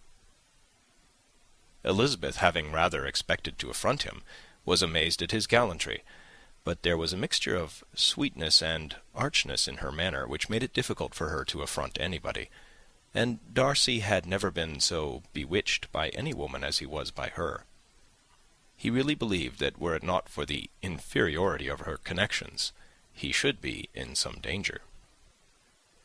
Miss Bingley saw, or suspected enough to be jealous, and her great anxiety for the recovery of her dear friend Jane received some assistance from her desire of getting rid of Elizabeth. She often tried to provoke Darcy into disliking her guest, by talking of their supposed marriage, and planning his happiness in such an alliance. "I hope," she said, as they were walking together in the shrubbery the next day, "you will give your mother-in-law a few hints, when this desirable event takes place, as to the advantage of holding her tongue, and if you can compass it, do sure the younger girls of running after officers, and if I may mention so delicate a subject, endeavour to check that little something bordering on conceit and impertinence which your lady possesses. Have you anything else to propose for my domestic felicity?" "Oh, yes. Do let the portraits of your uncle and Aunt Phillips be placed in the gallery at Pemberley. Put them next to your great-uncle, the judge. They are in the same profession, you know, only in different lines. As for your Elizabeth's picture, you must not have it taken, for what painter could do justice to those beautiful eyes?" "It would not be easy indeed to catch their expression, but their colour and shape, and the eyelashes, so remarkably fine, might be copied." At that moment they were met from another walk by Mrs. Hurst and Elizabeth herself. "I did not know that you intended to walk," said Miss Bingley in some confusion lest they had been overheard. "You used us abominably ill," answered Mrs. Hurst, "running away without telling us that you were coming out." Then, taking the disengaged arm of Mr. Darcy, she left Elizabeth to walk by herself. The path just admitted 3. Mr. Darcy felt their rudeness, and immediately said, "This walk is not wide enough for our party. We had better go into the avenue." But Elizabeth, who had not the least inclination to remain with them, laughingly answered, "No, no, stay where you are. You are charmingly grouped, and appear to uncommon advantage. The picturesque would be spoilt by admitting a fourth. Good-bye." She then ran gaily off, rejoicing as she rambled about, in the hope of being at home again in a day or two. Jane was already so much recovered as to intend leaving her room for a couple of hours that evening. End of Chapter 10. Chapter 11. When the ladies removed after dinner, Elizabeth ran up to her sister, and seeing her well guarded from cold, attended her into the drawing-room, where she was welcomed by her two friends with many professions of pleasure, and Elizabeth had never seen them so agreeable as they were during the hour which passed before the gentlemen appeared. Their powers of conversation were considerable. They could describe an entertainment with accuracy, relate an anecdote with humour, and laugh at their acquaintance with spirit. But when the gentlemen entered, Jane was no longer the first object. Miss Bingley's eyes were instantly turned toward Darcy, and she had something to say to him before he had advanced many steps. He addressed himself to Miss Bennet with a polite congratulation. Mr. Hurst also made her a slight bow, and said he was very glad, but diffuseness and warmth remained for Bingley's salutation. He was full of joy and attention. The first half-hour was spent in piling up the fire, lest she should suffer from the change of room, and she removed at his desire to the other side of the fireplace, that she might be further from the door. He then sat down by her, and talked scarcely to anyone else. Elizabeth, at work in the opposite corner, saw it all with great delight. When the tea was over, Mr. Hurst reminded his sister-in-law of the card-table, but in vain. She had obtained private intelligence that Mr. Darcy did not wish for cards, and Mr. Hurst soon found even his open petition rejected. She assured him that no one intended to play, and the silence of the whole party on the subject seemed to justify her. Mr. Hurst had therefore nothing to do but to stretch himself on one of the sofas and go to sleep. Darcy took up a book. Miss Bingley did the same, and Mrs. Hurst, principally occupied in playing with her bracelets and rings, joined now and then in her brother's conversation with Miss Bennet.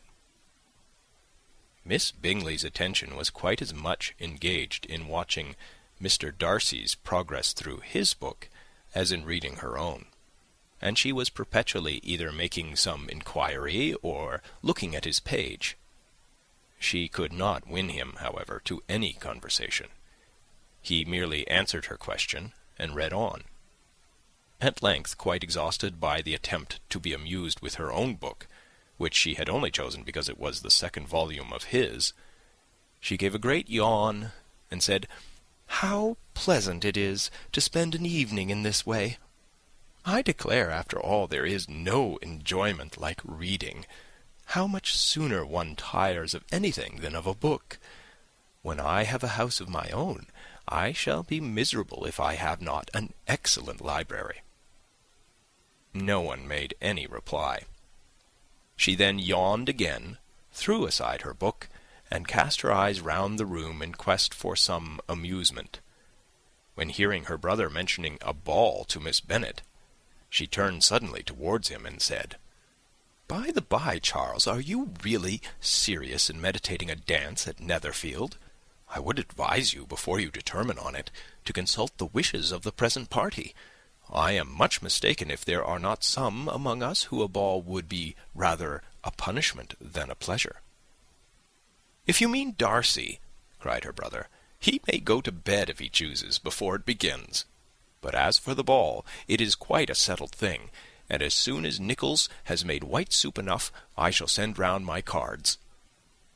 "I should like balls infinitely better," she replied, "if they were carried on in a different manner. But there is something insufferably tedious in the usual process of such a meeting. It would surely be much more rational if conversation instead of dancing were made the order of the day." "Much more rational, my dear Caroline, I dare say, but it would not be near so much like a ball." Miss Bingley made no answer, and soon afterwards she got up and walked about the room. Her figure was elegant, and she walked well. But Darcy, at whom it was all aimed, was still inflexibly studious. In the desperation of her feelings, she resolved on one effort more, and turning to Elizabeth, said, "Miss Eliza Bennet, let me persuade you to follow my example, and take a turn about the room. I assure you it is very refreshing after sitting so long in one attitude." Elizabeth was surprised, but agreed to it immediately. Miss Bingley succeeded no less in the real object of her civility. Mr. Darcy looked up. He was as much awake to the novelty of attention in that quarter as Elizabeth herself could be, and unconsciously closed his book. He was directly invited to join their party, but he declined it, observing that he could imagine but two motives for their choosing to walk up and down the room together, with either of which motives his joining them would interfere. What could he mean? She was dying to know what could be his meaning, and asked Elizabeth whether she could at all understand him. "Not at all," was her answer.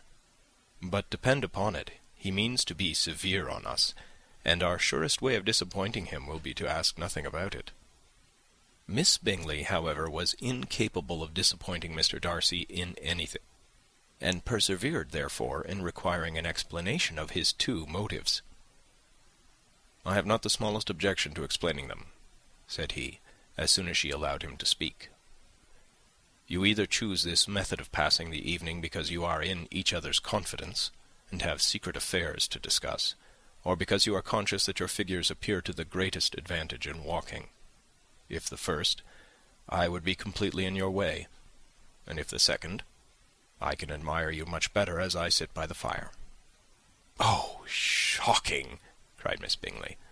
"I never heard anything so abominable. How shall we punish him for such a speech?" "Nothing so easy, if you have but the inclination," said Elizabeth. "We can all plague and punish one another. Tease him, laugh at him. Intimate as you are, you must know how it is to be done." "But upon my honour, I do not. I do assure you that my intimacy has not yet taught me that. Tease calmness of manner and presence of mind?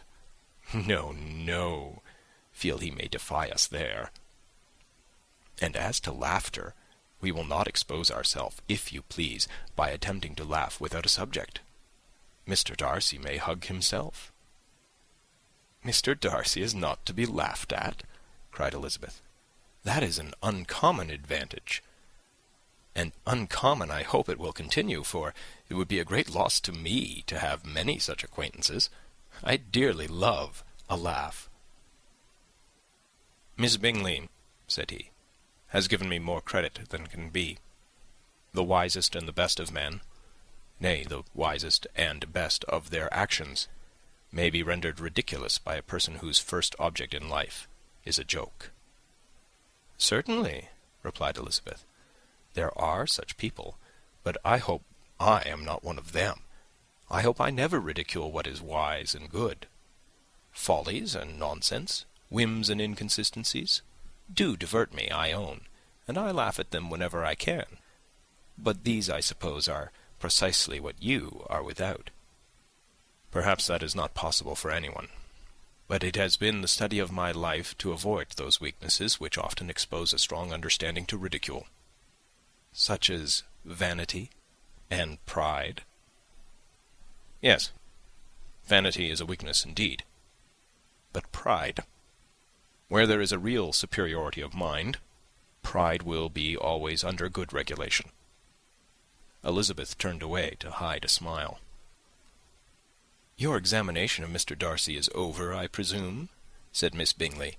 "And pray, what is the result?" "I am perfectly convinced by it that Mr. Darcy has no defect.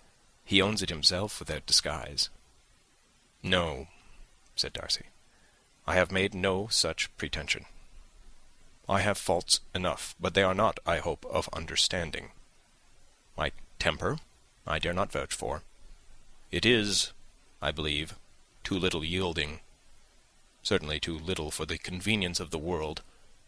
I cannot forget the follies and vices of others so soon as I ought, nor their offences against myself.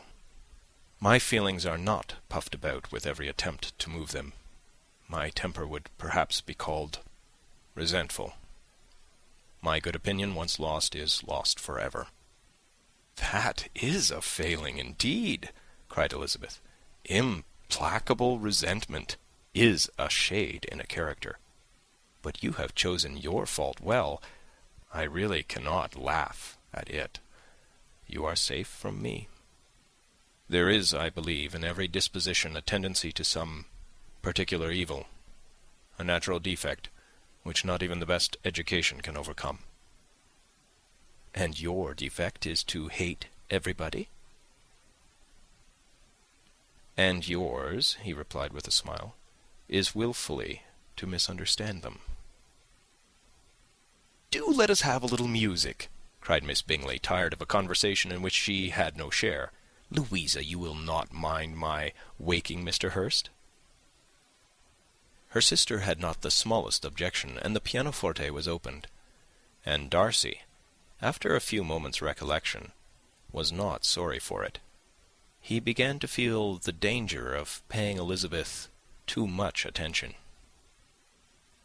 End of chapter 11. Chapters 12 and 13. Chapter 12. In consequence of an agreement between the sisters, Elizabeth wrote the next morning to her mother, to beg that the carriage might be sent for them in the course of the day. But Mrs. Bennet, who had calculated on her daughters remaining at Netherfield till the following Tuesday, which would exactly finish Jane's week, could not bring herself to receive them with pleasure before. Her answer, therefore, was not propitious, at least not to Elizabeth's wishes, for she was impatient to get home. Mrs. Bennet sent them word that they could not possibly have the carriage before Tuesday, and in her postscript it was added that if Mr. Bingley and his sister pressed them to stay longer, she could spare them very well. Against staying longer, however, Elizabeth was positively resolved, nor did she much expect it would be asked, and fearful, on the contrary, as being considered as intruding themselves needlessly long, she urged Jane to borrow Mr. Bingley's carriage immediately, and at length it was settled that their original design of leaving Netherfield that morning should be mentioned, and the request made. The communication excited many professions of concern, and enough was said of wishing them to stay at least till the following day to work on Jane, and till the morrow their going was deferred. Miss Bingley was then sorry that she had proposed the delay, for her jealousy and dislike of one sister much exceeded her affection for the other. The master of the house heard with real sorrow that they were to go so soon, and repeatedly tried to persuade Miss Bennet that it would not be safe for her, that she was not enough recovered. But Jane was firm where she felt herself to be right. To Mr. Darcy it was welcome intelligence. Elizabeth had been at Netherfield long enough. She attracted him more than he liked, and Miss Bingley was uncivil to her, and more teasing than usual to himself. He wisely resolved to be particularly careful that no sign of admiration should now escape him, nothing that could elevate her with the hope of influencing his felicity. Sensible that if such an idea had been suggested, his behaviour during the last day must have material weight in confirming or crushing it. Steady to his purpose, he scarcely spoke 10 words to her through the whole of Saturday, and though they were at one time left by themselves for half an hour, he adhered most conscientiously to his book, and would not even look at her. On Sunday, after morning service, the separation, so agreeable to almost all, took place. Miss Bingley's civility to Elizabeth increased at last very rapidly, as well as her affection for Jane, and when they parted, after assuring the latter of the pleasure it would always give her to see her either at Longbourn or at Netherfield, and embracing her most tenderly, she even shook hands with the former. Elizabeth took leave of the whole party in the liveliest spirits. They were not welcomed home very cordially by their mother. Mrs. Bennet wondered at their coming, and thought them very wrong to give so much trouble, and was sure Jane would have caught cold again. But their father, though very laconic in his expressions of pleasure, was really glad to see them. He had felt their importance in the family circle. The evening conversation, when they were all assembled, had lost much of its animation and almost all its sense by the absence of Jane and Elizabeth. They found Mary, as usual, deep in the study of thorough base and human nature, and had some new extracts to admire and some new observations of threadbare morality to listen to. Catherine and Lydia had information for them of a different sort. Much had been done and much had been said in the regiment since the preceding Wednesday. Several of the officers had dined lately with their uncle, a private had been flogged, and it had actually been hinted that Colonel Forster was going to be married. Chapter 13. "I hope, my dear," said Mr. Bennet to his wife, as they were at breakfast the next morning, "that you have ordered a good dinner to-day, because I have reason to expect an addition to our family party." "Who do you mean, my dear? I know of nobody that is coming. I am sure, unless Charlotte Lucas should happen to call in, and I hope my dinners are good enough for her. I do not believe she often sees such at home. The person of whom I speak is a gentleman and a stranger." Mrs. Bennet's eyes sparkled. "A gentleman and a stranger? It is Mr. Bingley, I'm sure. Why, Jane, you never dropped a word of this, you sly thing. Well, I'm sure I shall be extremely glad to see Mr. Bingley. But, good Lord, how unlucky! There is not a bit of fish to be got to-day. Lydia, my love, ring the bell. I must speak to Hill this moment." "It is not Mr. Bingley," said her husband. "It is a person whom I never saw in the whole course of my life." This roused a general astonishment, and he had the pleasure of being eagerly questioned by his wife and 5 daughters at once. After amusing himself some time with their curiosity, he thus explained: "About a month ago I received this letter, and about a fortnight ago I answered it, for I thought it a case of some delicacy and requiring early attention. It is from my cousin Mr. Collins, who, when I am dead, may turn you all out of this house as soon as he pleases." "Oh, my dear," cried his wife, "I cannot bear to hear that mentioned. Pray do not talk of that odious man. I do think it's the hardest thing in the world that your estate should be entailed away from your own children. And I'm sure if I had been you, I should have tried long ago to do something or other about it." Jane and Elizabeth attempted to explain to her the nature of an entail. They had often attempted it before, but it was a subject on which Mrs. Bennet was beyond the reach of reason, and she continued to rail bitterly against the cruelty of settling an estate away from a family of 5 daughters in favour of a man whom nobody cared anything about. "It certainly is a most iniquitous affair," said Mr. Bennet, "and nothing can clear Mr. Collins from the guilt of inheriting Longbourn. But if you will listen to his letter, you may perhaps be a little softened by his manner of expressing himself." "No, that I am sure I shall not, and I think it was very impertinent of him to write to you at all, and very hypocritical. I hate such false friends.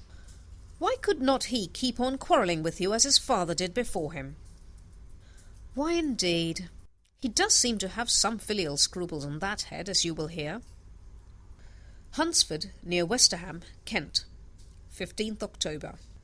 "Dear Sir, the disagreement subsisting between yourself and my late honoured father always gave me much uneasiness, and since I have had the misfortune to lose him, I have frequently wished to heal the breach, but for some time I was kept back by my own doubts, fearing lest it might seem disrespectful to his memory for me to be on good terms with any one with whom it had always pleased him to be at variance. There, Mrs. Bennet. My mind, however, is now made up on the subject, for having received ordination at Easter, I have been so fortunate as to be distinguished by the patronage of the Right Honourable Lady Catherine de Bourgh, widow of Sir Lewis de Bourgh, whose bounty and beneficence has preferred me to the valuable rectory of this parish, where it shall be my earnest endeavour to demean myself with grateful respect towards her ladyship, and be ever ready to perform those rites and ceremonies which are instituted by the Church of England. As a clergyman, moreover, I feel it my duty to promote and establish the blessing of peace in all families within the reach of my influence. And on these grounds I flatter myself that my present overtures of goodwill are highly commendable, and that the circumstance of my being next in the entail of Longbourn estate will be kindly overlooked on your side, and not lead you to reject the offered olive branch. I cannot be otherwise than concerned at being the means of injuring your amiable daughters, and beg leave to apologize for it, as well as to assure you of my readiness to make them every possible amends, but of this hereafter. If you should have no objection to receive me into your house, I propose myself the satisfaction of waiting on you and your family Monday, November 18th by 4 o'clock, and shall probably trespass on your hospitality till the Saturday se'nnight following, which I can do without any inconvenience, as Lady Catherine is far from objecting to my occasional absence on a Sunday, providing that some other clergyman is engaged to do the duty of the day. I remain, dear sir, with respectful compliments to your lady and daughters, your well-wisher and friend, William Collins. At 4 o'clock, therefore, we may expect this peacemaking gentleman, said Mr. Bennet as he folded up the letter. He seems to be a most conscientious and polite young man, upon my word, and I doubt not will prove a valuable acquaintance, especially if Lady Catherine should be so indulgent as to let him come to us again. There is some sense in what he says about the girls, however, and if he is disposed to make them any amends, I shall not be the person to discourage him. Though it is difficult, said Jane, to guess in what way he can mean to make us the atonement he thinks our due. The wish is certainly to his credit. Elizabeth was chiefly struck with his extraordinary deference for Lady Catherine, and his kind intention of christening, marrying, and burying his parishioners whenever it were required. He must be an oddity, I think, said she. I cannot make him out. There is something very pompous in his style. And what can he mean by apologizing for being next in the entail? We cannot suppose he would help it if he could. Can he be a sensible man, sir? No, my dear, I think not. I have great hopes of finding him quite the reverse. There is a mixture of civility and self-importance in his letter which promises well. I am impatient to see him. In point of composition, said Mary, his letter does not seem defective. The idea of the olive branch, perhaps, is not wholly new, yet I think it is well expressed. To Catherine and Lydia, neither the letter nor its writer were in any degree interesting. It was next to impossible that their cousin should come in a scarlet coat, and it was now some weeks since they had received pleasure from the society of a man in any other colour. As for their mother, Mr. Collins' letter had done away with much of her ill will, and she was preparing to see him with a degree of composure which astonished her husband and daughters. Mr. Collins was punctual to his time, and was received with great politeness by the whole family. Mr. Bennet indeed said little, but the ladies were ready enough to talk, and Mr. Collins seemed neither in need of encouragement nor inclined to be silent himself. He was a tall, heavy-looking young man of 25. His air was grave and stately, and his manners were very formal. He had not been seated long before he complimented Mrs. Bennet on having so fine a family of daughters, said he had heard much of their beauty, but that in this instance fame had fallen short of the truth, and added that he did not doubt her seeing them all in due time well disposed of in marriage. This gallantry was not much to the taste of some of his hearers, but Mrs. Bennet, who quarrelled with no compliments, answered most readily. You are very kind, I'm sure, and I wish with all my heart it may prove so, for else they will be destitute enough. Things are settled so oddly. You allude, perhaps, to the entail of this estate? Ah, sir, I do indeed. It's a grievous affair to my poor girls, you must confess. Not that I mean to find fault with you, for such things I know are all chance in this world. There is no knowing how estates will go when once they come to be entailed. I am very sensible, madam, of the hardship to my fair cousins, and could say much on the subject, but that I am cautious of appearing forward and precipitate. But I can assure you, the young ladies, that I come prepared to admire them. At present I will not say more, but perhaps when we are better acquainted." He was interrupted by a summons to dinner, and the girls smiled on each other. They were not the only objects of Mr. Collins's admiration. The hall, the dining-room, and all its furniture were examined and praised, and his commendation of everything would have touched Mrs. Bennet's heart but for the mortifying supposition of his viewing it all as his own future property. The dinner, too, in its turn was highly admired, and he begged to know to which of his fair cousins the excellency of its cooking was owing. But here he was set right by Mrs. Bennet, who assured him with some asperity that they were very well able to keep a good cook, and that her daughters had nothing to do in the kitchen. He begged pardon for having displeased her. In a softened tone she declared herself not at all offended, but he continued to apologize for about a quarter of an hour. That is the end of chapter 13. Chapter 14. During dinner, Mr. Bennet scarcely spoke at all, but when the servants were withdrawn, he thought it time to have some conversation with his guest, and therefore started a subject in which he expected him to shine, by observing that he seemed very fortunate in his patroness. Lady Catherine de Bourgh's attention to his wishes and consideration for his comfort appeared very remarkable. Mr. Bennet could not have chosen better. Mr. Collins was eloquent in her praise. The subject elevated him to more than usual solemnity of manner, and with a most important aspect he protested that he had never in his life witnessed such behaviour in a person of rank, such affability and condescension as he had himself experienced from Lady Catherine. She had been graciously pleased to approve of both of the discourses which he had already had the honour of preaching before her. She had also asked him twice to dine at Rosings, and had sent for him only the Saturday before to make up her pool of quadrille in the evening. Lady Catherine was reckoned proud by many people he knew, but he had never seen anything but affability in her. She had always spoken to him as she would to any other gentleman. She made not the smallest objection to his joining in the society of the neighbourhood, nor to his leaving the parish occasionally for a week or two to visit his relations. She had even condescended to advise him to marry as soon as he could, provided he chose with discretion, and had once paid him a visit in his humble parsonage, where she had perfectly approved all the alterations he had been making, and had even vouchsafed to suggest some herself, some shelves in the closet upstairs. "That is all very proper and civil, I am sure," said Mrs. Bennet, "and I dare say she is a very agreeable woman. It is a pity that great ladies in general are not more like her. Does she live near you, sir?" "The garden in which stands my humble abode is separated only by a lane from Rosings Park, her ladyship's residence." "I think you said she was a widow, sir. Has she any family?"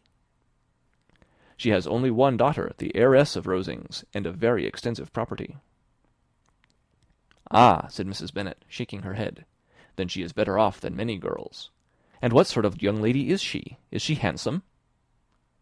"She is a most charming young lady indeed.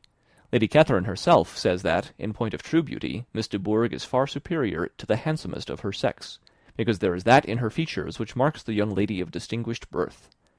She is unfortunately of a sickly constitution, which has prevented her from making that progress in many accomplishments which she could not otherwise have failed of, as I am informed by the lady who superintended her education, and who still resides with them. But she is perfectly amiable, and often condescends to drive by my humble abode in her little phaeton and ponies." "Has she been presented? I do not remember her name among the ladies at court." "Her indifferent state of health unhappily prevents her being in town, and by that means, as I told Lady Catherine one day, has deprived the British court of its brightest ornaments. Her ladyship seemed pleased with the idea, and you may imagine that I am happy on every occasion to offer those little delicate compliments which are always acceptable to ladies.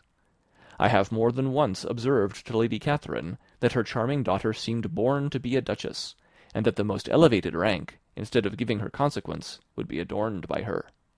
These are the kind of little things which please her ladyship, and it is a sort of attention which I conceive myself peculiarly bound to pay." "You judge very properly," said Mr. Bennet, "and it is happy for you that you possess the talent of flattering with delicacy. May I ask whether these pleasing attentions proceed from the impulse of the moment, or are the result of previous study?" "They arise chiefly from what is passing at the time, and though I sometimes amuse myself with suggesting and arranging such little elegant compliments as may be adapted to ordinary occasions, I always wish to give them as unstudied an air as possible." Mr. Bennet's expectations were fully answered. His cousin was as absurd as he had hoped, and he listened to him with the keenest enjoyment, maintaining at the same time the most resolute composure of countenance, and, except in an occasional glance at Elizabeth, requiring no partner in his pleasure. By tea-time, however, the dose had been enough, and Mr. Bennet was glad to take his guest into the drawing-room again, and, when tea was over, glad to invite him to read aloud to the ladies. Mr. Collins readily assented, and a book was produced, but, on beholding it, for everything announced it to be from a circulating library, he started back, and, begging pardon, protested that he never read novels. Kitty stared at him, and Lydia exclaimed. Other books were produced, and after some deliberation he chose Fordyce's Sermons. Lydia gaped as he opened the volume, and before he had, with very monotonous solemnity, read 3 pages, she had interrupted him with, "Do you know, mamma, that my Uncle Phillips talks of turning away Richard, and if he does, Colonel Forster will hire him. My aunt told me so herself on Saturday. I shall walk to Meryton to-morrow to hear more about it, and to ask when Mr. Denny comes back from town." Lydia was bid by her 2 eldest sisters to hold her tongue, but Mr. Collins, much offended, laid aside his book, and said, "I have often observed how little young ladies are interested by books of a serious stamp, though written solely for their benefit. It amazes me, I confess, for certainly there can be nothing so advantageous to them as instruction. But I will no longer importune my young cousin." Then, turning to Mr. Bennet, he offered himself as his antagonist at backgammon. Mr. Bennet accepted the challenge, observing that he acted very wisely in leaving the girls to their own trifling amusements. Mrs. Bennet and her daughters apologized most civilly for Lydia's interruption, and promised that it should not occur again if he would resume his book. But Mr. Collins, after assuring them that he bore his young cousin no ill will, and should never resent her behaviour as any affront, seated himself at another table with Mr. Bennet, and prepared for backgammon. Chapter 15. Mr. Collins was not a sensible man, and the deficiency of nature had been but little assisted by education or society, the greatest part of his life having been spent under the guidance of an illiterate and miserly father, and though he belonged to one of the universities, he had merely kept the necessary terms, without forming at it any useful acquaintance. The subjection in which his father had brought him up had given him originally great humility of manner, but it was now a good deal counteracted by the self-conceit of a weak head, living in retirement, and the consequential feelings of early and unexpected prosperity.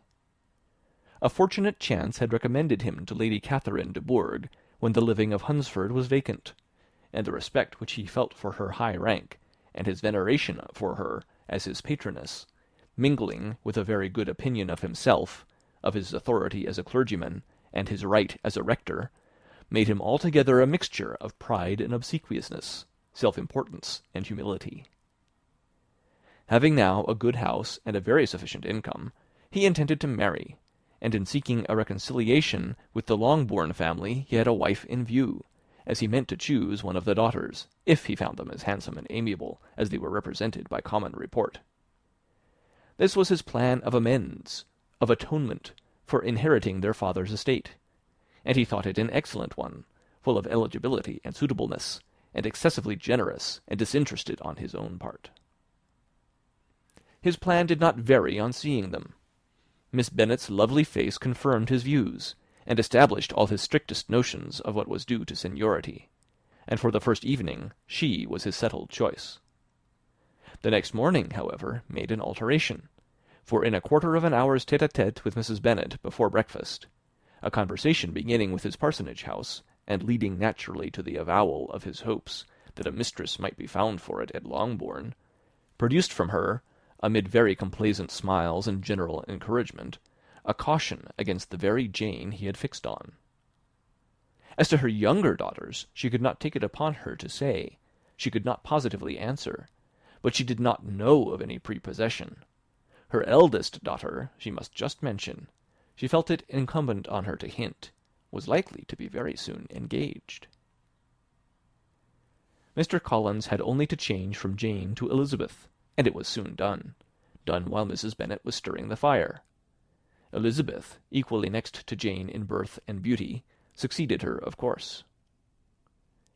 Mrs. Bennet treasured up the hint, and trusted that she might soon have 2 daughters married, and the man whom she could not bear to speak of the day before was now high in her good graces.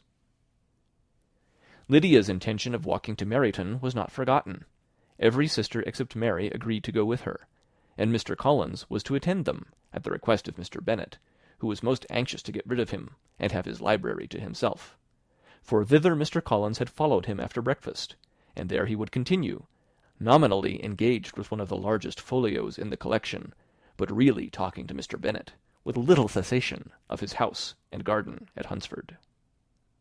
Such doings discomposed Mr. Bennet exceedingly.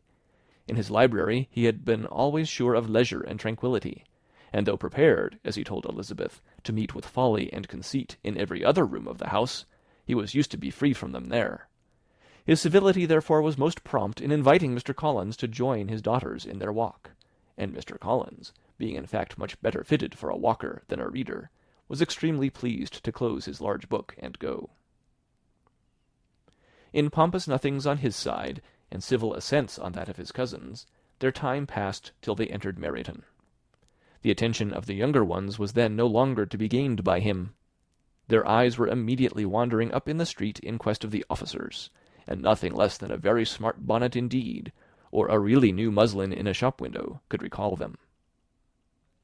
But the attention of every lady was soon caught by a young man, whom they had never seen before, of most gentlemanlike appearance, walking with another officer on the other side of the way.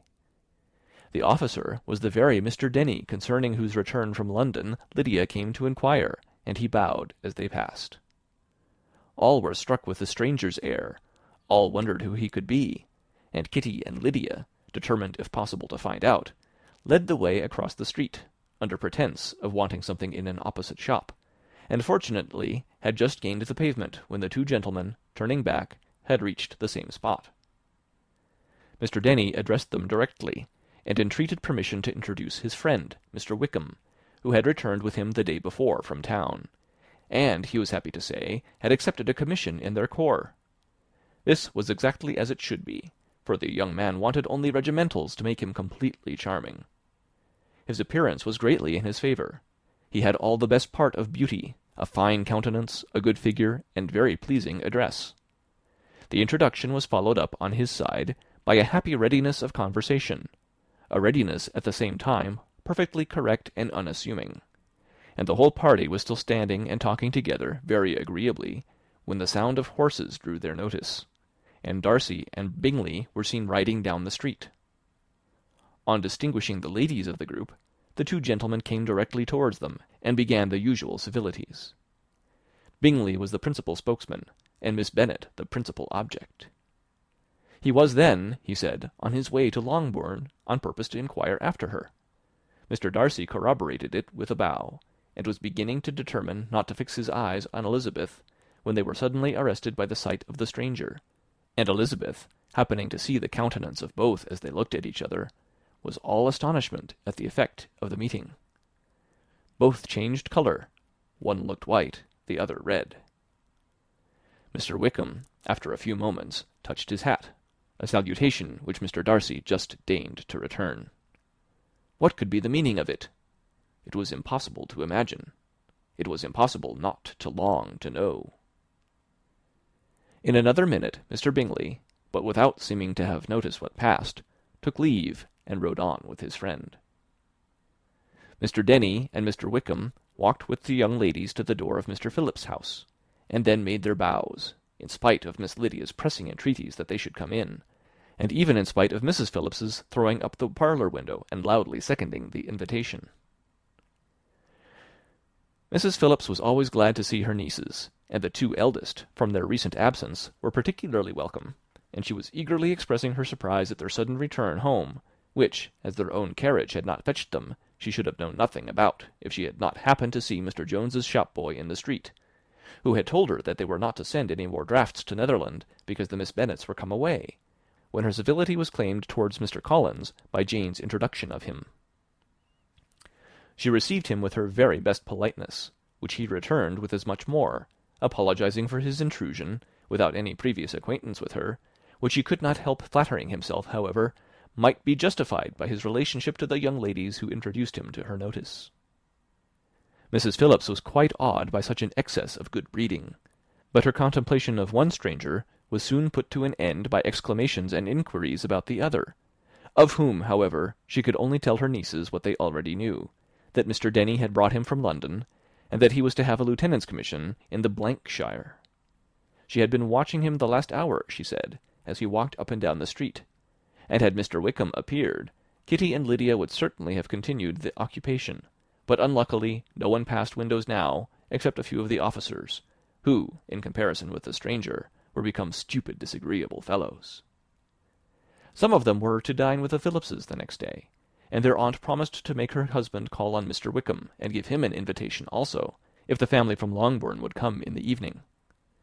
This was agreed to, and Mrs. Phillips protested that they would have a nice, comfortable, noisy game of lottery tickets, and a little bit of hot supper afterwards. The prospect of such delights was very cheering, and they parted in mutual good spirits.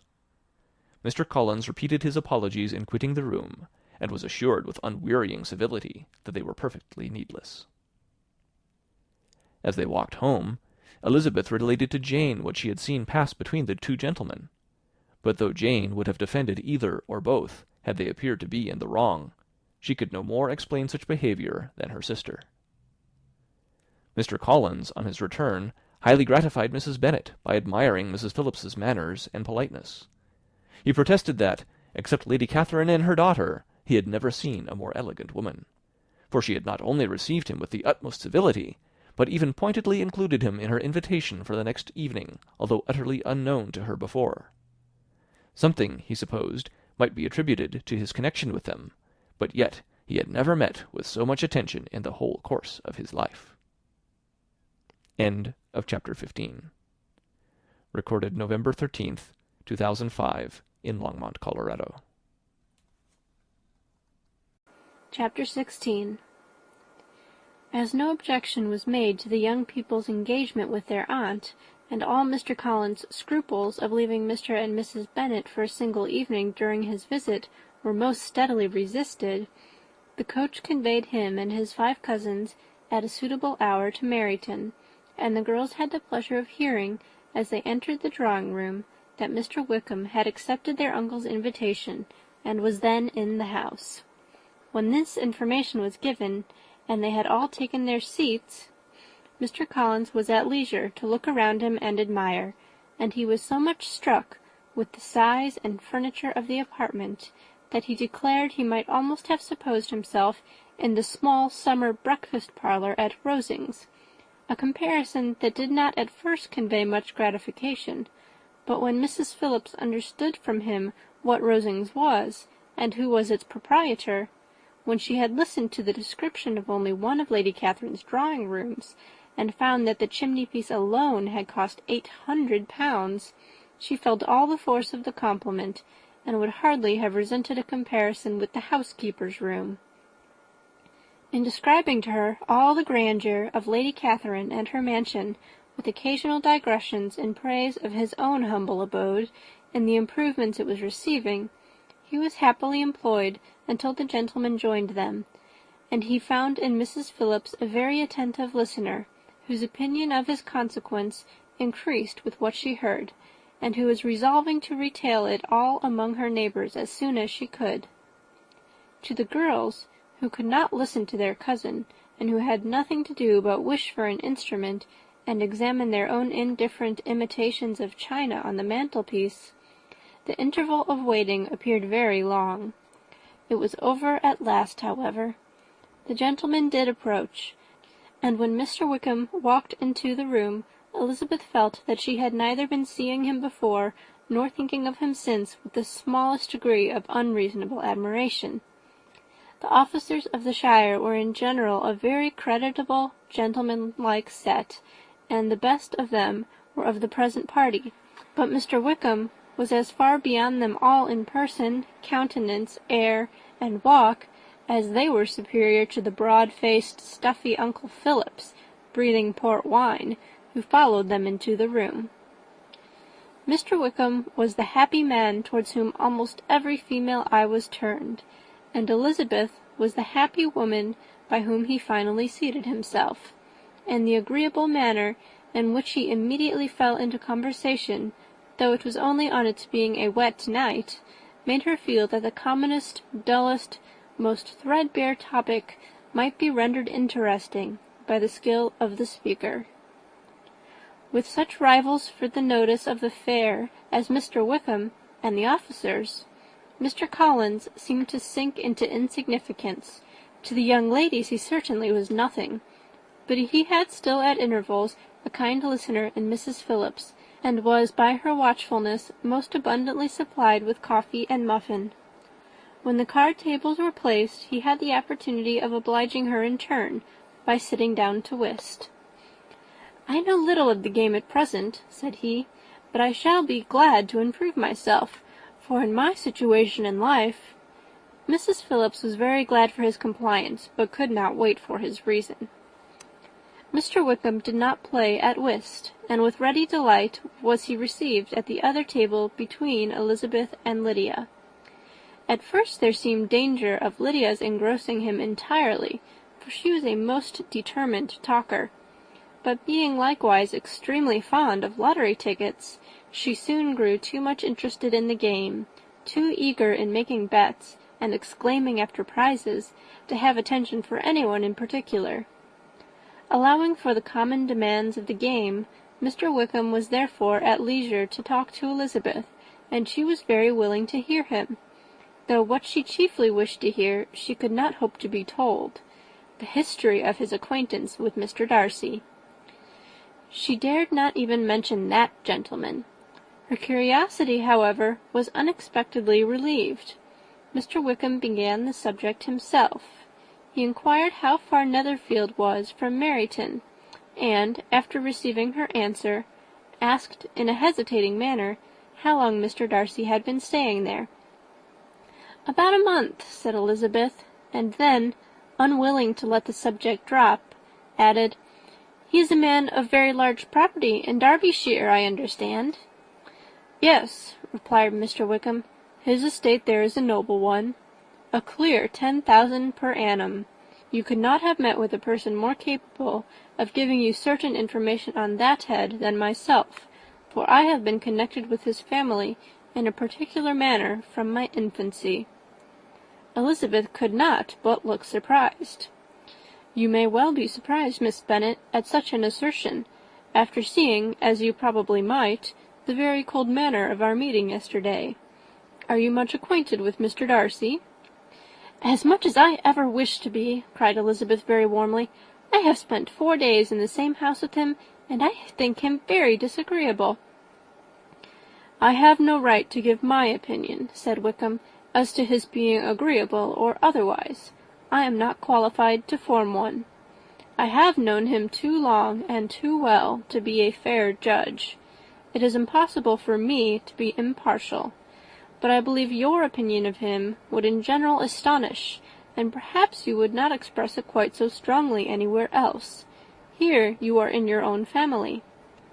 "Upon my word, I say no more here than I might say in any house in the neighbourhood, except Netherfield. He is not at all liked in Hertfordshire. Everybody is disgusted with his pride. You will not find him more favourably spoken of by anyone." "I cannot pretend to be sorry," said Wickham, after a short interruption, "that he, or that any man, should not be estimated beyond their deserts, but with him I believe it does not often happen. The world is blinded by his fortune and consequence, or frightened by his high and imposing manners, and sees him only as he chooses to be seen." "I should take him, even on my slight acquaintance, to be an ill-tempered man." Wickham only shook his head. "I wonder," said he, at the next opportunity of speaking, "whether he is likely to be in this country much longer." "I do not at all know, but I heard nothing of his going away when I was at Netherfield. I hope your plans in favour of the shire will not be affected by his being in the neighbourhood." "Oh, no, it is not for me to be driven away by Mr. Darcy. If he wishes to avoid seeing me, he must go. We are not on friendly terms, and it always gives me pain to meet him, but I have no reason for avoiding him, but what I might proclaim before all the world, a sense of very great ill-usage, and most painful regrets at his being what he is. His father, Miss Bennet, the late Mr. Darcy, was one of the best men that ever breathed, and the truest friend I ever had, and I can never be in company with this Mr. Darcy without being grieved to the soul by 1,000 tender recollections. His behaviour to myself has been scandalous, but I verily believe I could forgive him anything and everything, rather than his disappointing the hopes and disgracing the memory of his father." Elizabeth found the interest of the subject increase, and listened with all her heart, but the delicacy of it prevented further inquiry. Mr. Wickham began to speak on more general topics, Meryton, the neighbourhood, the society, appearing highly pleased with all that he had yet seen, and speaking of the latter with gentle but very intelligible gallantry. "It was the prospect of constant society, and good society," he added, "which was my chief inducement to enter the shire. I knew it to be a most respectable, agreeable corps, and my friend Denny tempted me further by his account of their present quarters, and the very great attentions and excellent acquaintances Meryton had procured them. Society, I own, is necessary to me. I have been a disappointed man, and my spirits will not bear solitude. I must have employment and society. A military life is not what I was intended for, but circumstances have now made it eligible. The church ought to have been my profession. I was brought up for the church, and I should at this time have been in possession of a most valuable living, had it pleased the gentleman we were speaking of just now." "Indeed!" "Yes, the late Mr. Darcy bequeathed me the next presentation of the best living in his gift. He was my godfather, and excessively attached to me. I cannot do justice to his kindness. He meant to provide for me amply, and thought he had done it, but when the living fell, it was given elsewhere." "Good heavens!" cried Elizabeth. "But how could that be? How could his will be disregarded? Why did you not seek legal redress?" "There was just such an informality in the terms of the bequest as to give me no hope from law. A man of honour could not have doubted the intention, but Mr. Darcy chose to doubt it, or to treat it as a merely conditional recommendation, and to assert that I had forfeited all claim to it by extravagance, imprudence, in short, anything or nothing. Certain it is that the living became vacant 2 years ago, exactly as I was of an age to hold it, and that it was given to another man, and no less certain is it that I cannot accuse myself of having really done anything to deserve to lose it.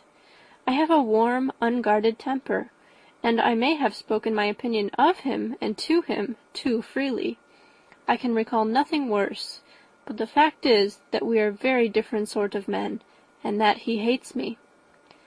"This is quite shocking. He deserves to be publicly disgraced." "Some time or other he will be, but it shall not be by me. Till I can forget his father, I can never defy or expose him." Elizabeth honoured him for such feelings, and thought him handsomer than ever as he expressed them. "But what," she said after a pause, "could have been his motive? What could have induced him to behave so cruelly?" "A thorough, determined dislike of me, a dislike which I cannot but attribute in some measure to jealousy. Had the late Mr. Darcy liked me less, his son might have borne with me better. But his father's uncommon attachment to me irritated him, I believe, very early in life. He had not a temper to bear the sort of competition in which we stood, the sort of preference which was often given me. I had not thought Mr. Darcy so bad as this, though I have never liked him. I had not thought so very ill of him, I had supposed him to be despising his fellow creatures in general, but did not suspect him of descending to such malicious revenge, such injustice, such inhumanity as this. After a few minutes' reflection, however, she continued, I do remember his boasting one day at Netherfield of the implacability of his resentments, of his having an unforgiving temper. His disposition must be dreadful. I will not trust myself on this subject, replied Wickham. I can hardly be just to him. Elizabeth was again deep in thought, and after a time exclaimed, To treat in such a manner the godson, the friend, the favourite of his father! She could have added, a young man too, like you, whose very countenance may vouch for your being amiable. But she contented herself with, and one too, who had probably been his companion from childhood, connected together, as I think you said, in the closest manner. We were born in the same parish, within the same park, the greatest part of our youth was passed together, inmates of the same house, sharing the same amusements, objects of the same parental care. My father began life in the profession which your uncle, Mr. Phillips, appears to do so much credit to, but he gave up everything to be of use to the late Mr. Darcy, and devoted all his time to the care of the Pemberley property. He was most highly esteemed by Mr. Darcy, a most intimate confidential friend. Mr. Darcy often acknowledged himself to be under the greatest obligations to my father's active superintendence, and when, immediately before my father's death, Mr. Darcy gave him a voluntary promise of providing for me, I am convinced that he felt it to be as much a debt of gratitude to him as of his affection to myself. How strange! cried Elizabeth. How abominable! I wonder that the very pride of this Mr. Darcy has not made him just to you, if from no better motive, that he should not have been too proud to be dishonest, for dishonesty I must call it.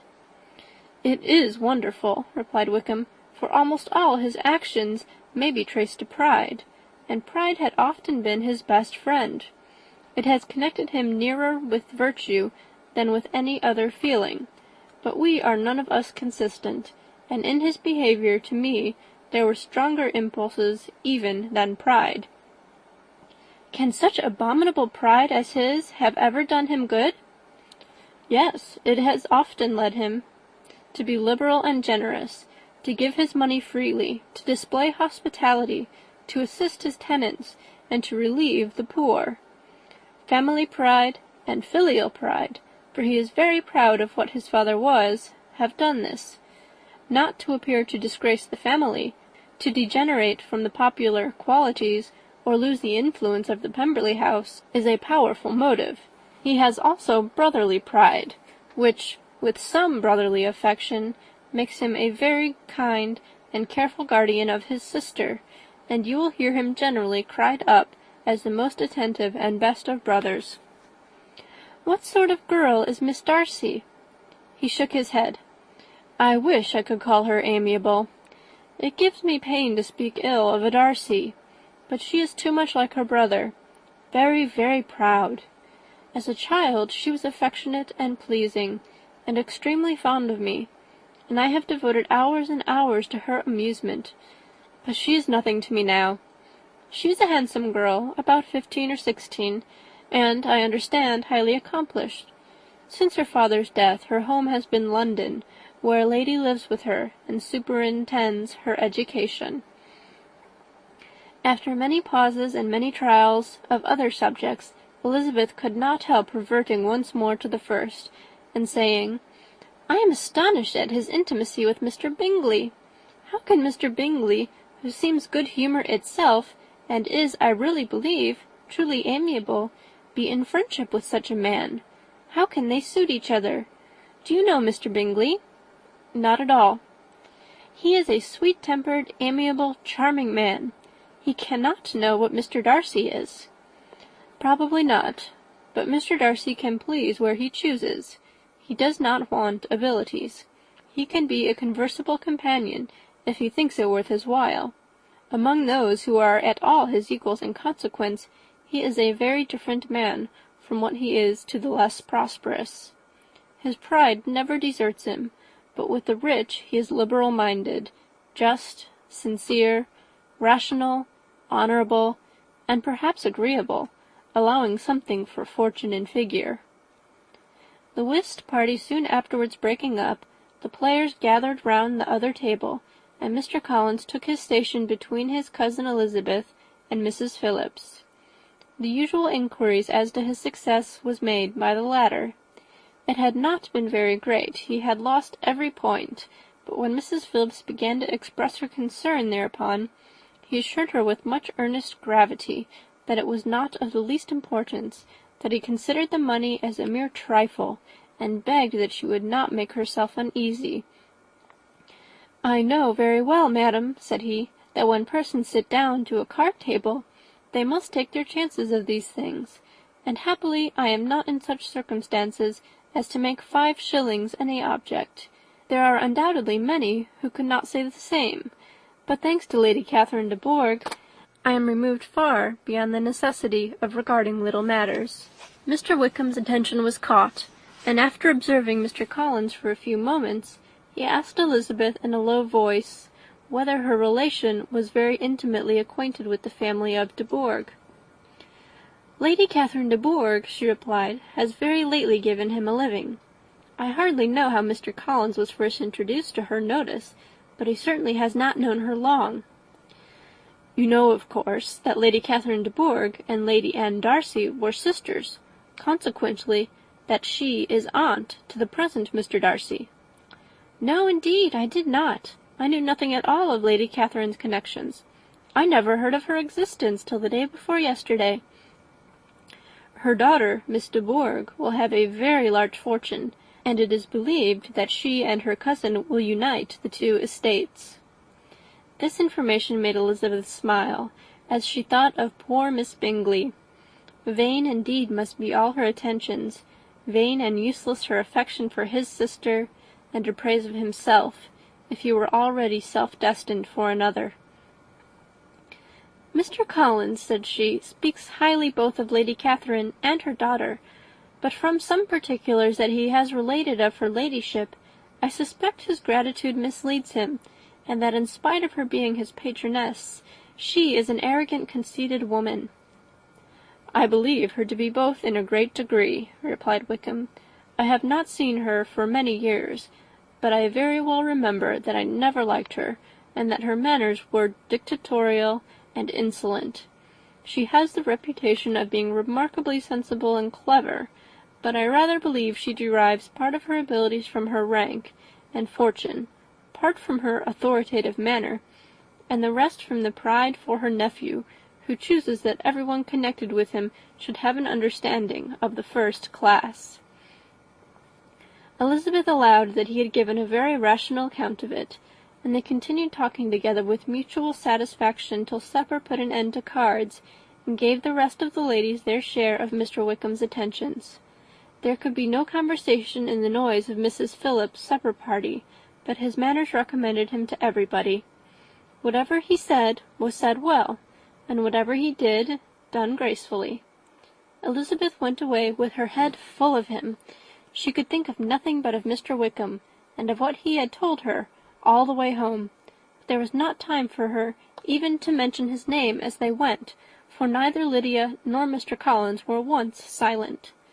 Lydia talked incessantly of lottery tickets, of the fish she had lost and the fish she had won, and Mr. Collins, in describing the civility of Mr. and Mrs. Phillips, protesting that he did not in the least regard his losses at whist, enumerating all the dishes at supper, and repeatedly fearing that he crowded his cousins, had more to say than he could well manage before the carriage stopped at Longbourn House. End of chapter 16. Chapter 17. Elizabeth related to Jane the next day what had passed between Mr. Wickham and herself. Jane listened with astonishment and concern. She knew not how to believe that Mr. Darcy could be so unworthy of Mr. Bingley's regard, and yet it was not in her nature to question the veracity of a young man of such amiable appearance as Wickham.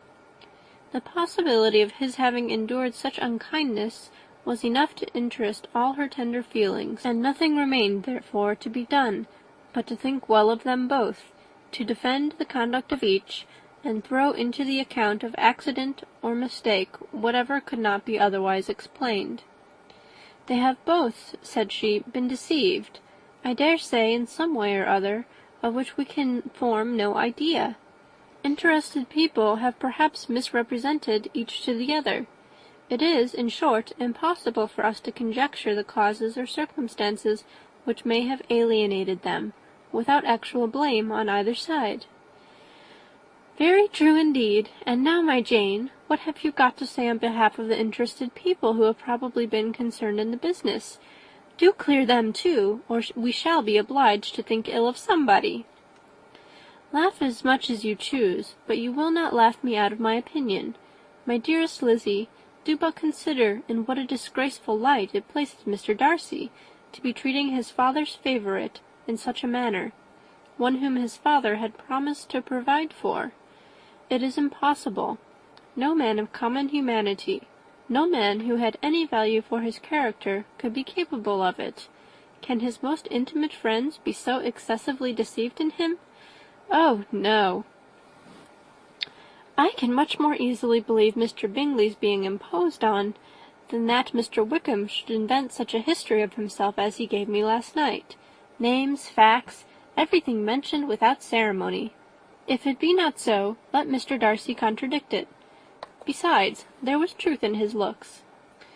It is difficult indeed. It is distressing. One does not know what to think." "I beg your pardon, one knows exactly what to think." But Jane could think with certainty on only one point, that Mr. Bingley, if he had been imposed on, would have much to suffer when the affair became public.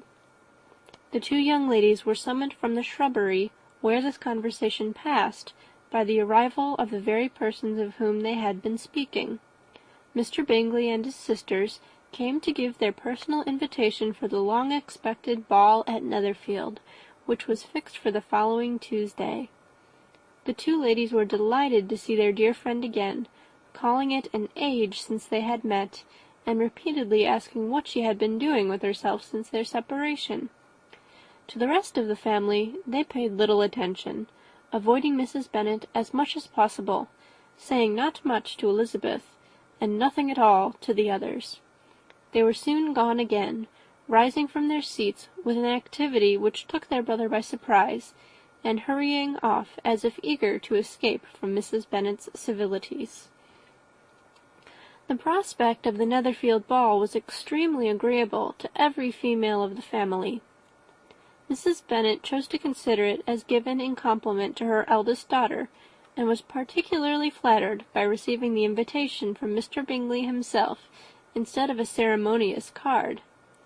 Jane pictured to herself a happy evening in the society of her two friends and the attentions of their brother, and Elizabeth thought with pleasure of dancing a great deal with Mr. Wickham, and of seeing a confirmation of everything in Mr. Darcy's look and behaviour. The happiness anticipated by Catherine and Lydia depended less on any single event or any particular person, for though they each, like Elizabeth, meant to dance half the evening with Mr. Wickham, he was by no means the only partner who could satisfy them, and a ball was at any rate a ball.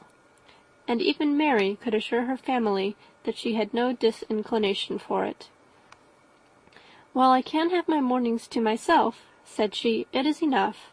I think it is no sacrifice to join occasionally in evening engagements. Society has claims on us all, and I profess myself one of those who consider intervals of recreation and amusement as desirable for everybody."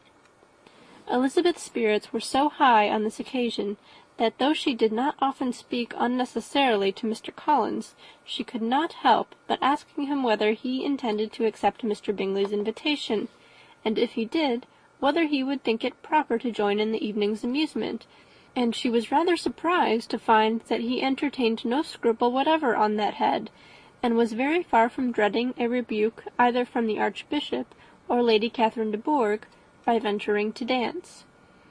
"I am by no means of the opinion, I assure you," said he, "that a ball of this kind, given by a young man of character to respectable people, can have any evil tendency, and I am so far from objecting to dancing myself, that I shall hope to be honoured with the hands of all my fair cousins in the course of the evening, and I take this opportunity of soliciting yours, Miss Elizabeth, for the first 2 dances especially, a preference which I trust my cousin Jane will attribute to the right cause, and not to any disrespect for her."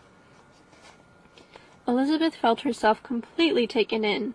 She had fully proposed being engaged by Mr. Wickham for those very dances, and to have Mr. Collins instead, her liveliness had never been worse timed. There was no help for it, however. Mr. Wickham's happiness and her own were perforce delayed a little longer, and Mr. Collins' proposal accepted with as good a grace as she could. She was not the better pleased with his gallantry from the idea it suggested of something more. It now first struck her that she was selected from among her sisters as worthy of being mistress of Hunsford Parsonage, and of assisting to form a quadrille table at Rosings, in the absence of more eligible visitors. The idea soon reached to conviction, as she observed his increasing civilities toward herself, and heard his frequent attempt at a compliment on her wit and vivacity. And though more astonished than gratified herself by this effect of her charms, it was not long before her mother gave her to understand that the probability of their marriage was extremely agreeable to her. Elizabeth, however, did not choose to take the hint, being well aware that a serious dispute must be the consequence of any reply. Mr. Collins might never make the offer, and till he did, it was useless to quarrel about him. If there had not been a Netherfield ball to prepare for and talk of, the younger Miss Bennets would have been in a very pitiable state at this time, for from the day of the invitation to the day of the ball there was such a succession of rain as prevented their walking to Meryton once. No aunt, no officers, no news could be sought after. The very shoe roses for Netherfield were got by proxy. Even Elizabeth might have found some trial of her patience in weather which totally suspended the improvement of her acquaintance with Mr. Wickham, and nothing less than a dance on Tuesday could have made such a Friday, Saturday, Sunday, and Monday endurable to Kitty and Lydia. End of chapter 17.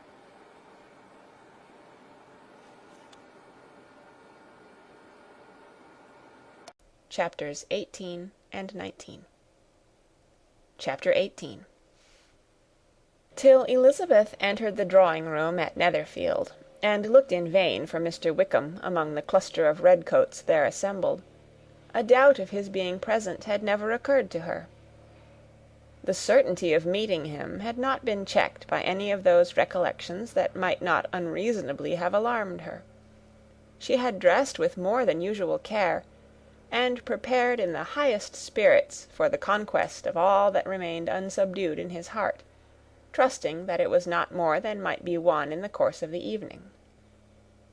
But in an instant arose the dreadful suspicion of his being purposely omitted for Mr. Darcy's pleasure in the Bingleys' invitation to the officers; and though this was not exactly the case, the absolute fact of his absence was pronounced by his friend Denny, to whom Lydia eagerly applied, and who told them that Wickham had been obliged to go to town on business the day before, and was not yet returned, adding, with a significant smile, "I do not imagine his business would have called him away just now, if he had not wanted to avoid a certain gentleman here."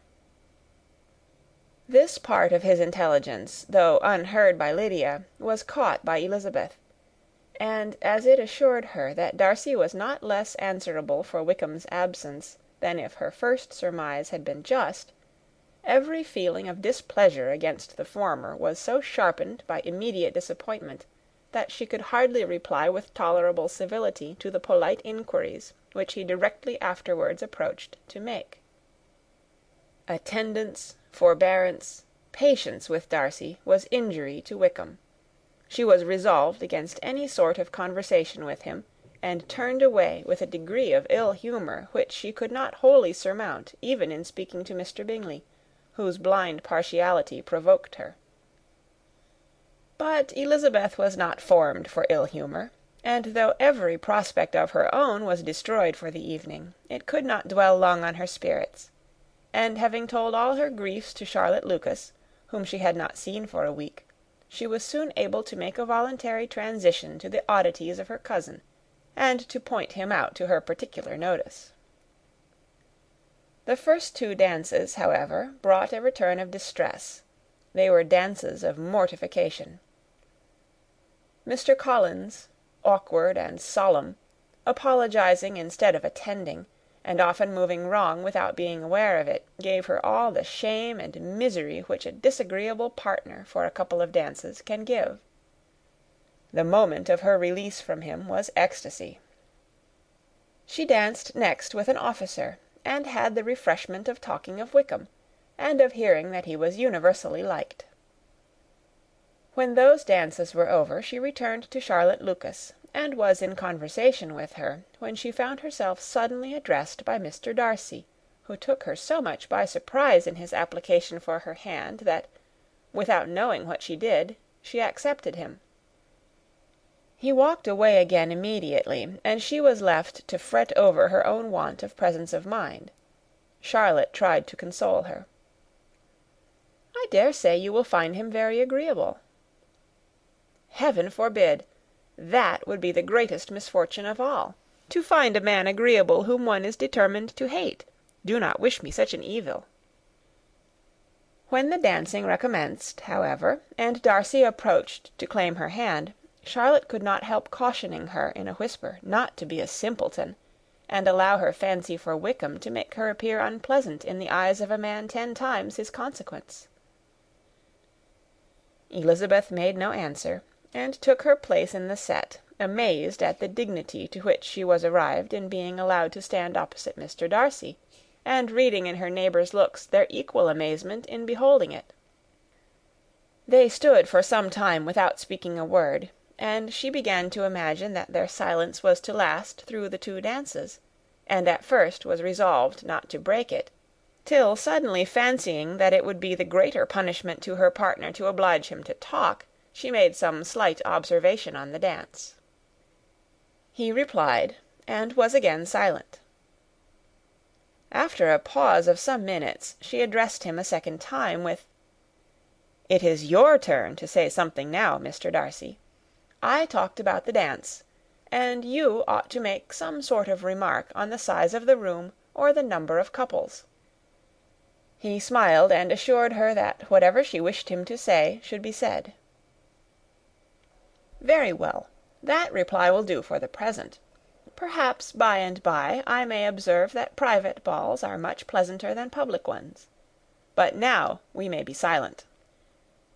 "Do you talk by rule, then, while you are dancing?" "Sometimes. One must speak a little, you know. It would look odd to be entirely silent for half an hour together, and yet for the advantage of some, conversation ought to be so arranged as that they may have the trouble of saying as little as possible." "Are you consulting your own feelings in the present case, or do you imagine that you are gratifying mine?" "Both," replied Elizabeth archly, "for I have always seen a great similarity in the turn of our minds. We are each of an unsocial, taciturn disposition, unwilling to speak unless we expect to say something that will amaze the whole room, and be handed down to posterity with all the éclat of a proverb." "This is no very striking resemblance of your own character, I am sure," said he. "How near it may be to mine, I cannot pretend to say. You think it a faithful portrait, undoubtedly." "I must not decide on my own performance." He made no answer, and they were again silent till they had gone down the dance, when he asked her if she and her sisters did not very often walk to Meryton. She answered in the affirmative, and, unable to resist the temptation, added, "When you met us there the other day, we had just been forming a new acquaintance." The effect was immediate. A deeper shade of hauteur overspread his features, but he said not a word, and Elizabeth, though blaming herself for her own weakness, could not go on. At length Darcy spoke, and in a constrained manner said, Mr. Wickham is blessed with such happy manners as may ensure his making friends. Whether he may be equally capable of retaining them is less certain." "He has been so unlucky as to lose your friendship," replied Elizabeth with emphasis, "and in a manner which he is likely to suffer from all his life." Darcy made no answer, and seemed desirous of changing the subject. At that moment Sir William Lucas appeared close to them, meaning to pass through the set to the other side of the room, but, on perceiving Mr. Darcy, he stopped with a bow of superior courtesy to compliment him on his dancing and his partner. "I have been most highly gratified indeed, my dear sir. Such very superior dancing is not often seen. It is evident that you belong to the first circles.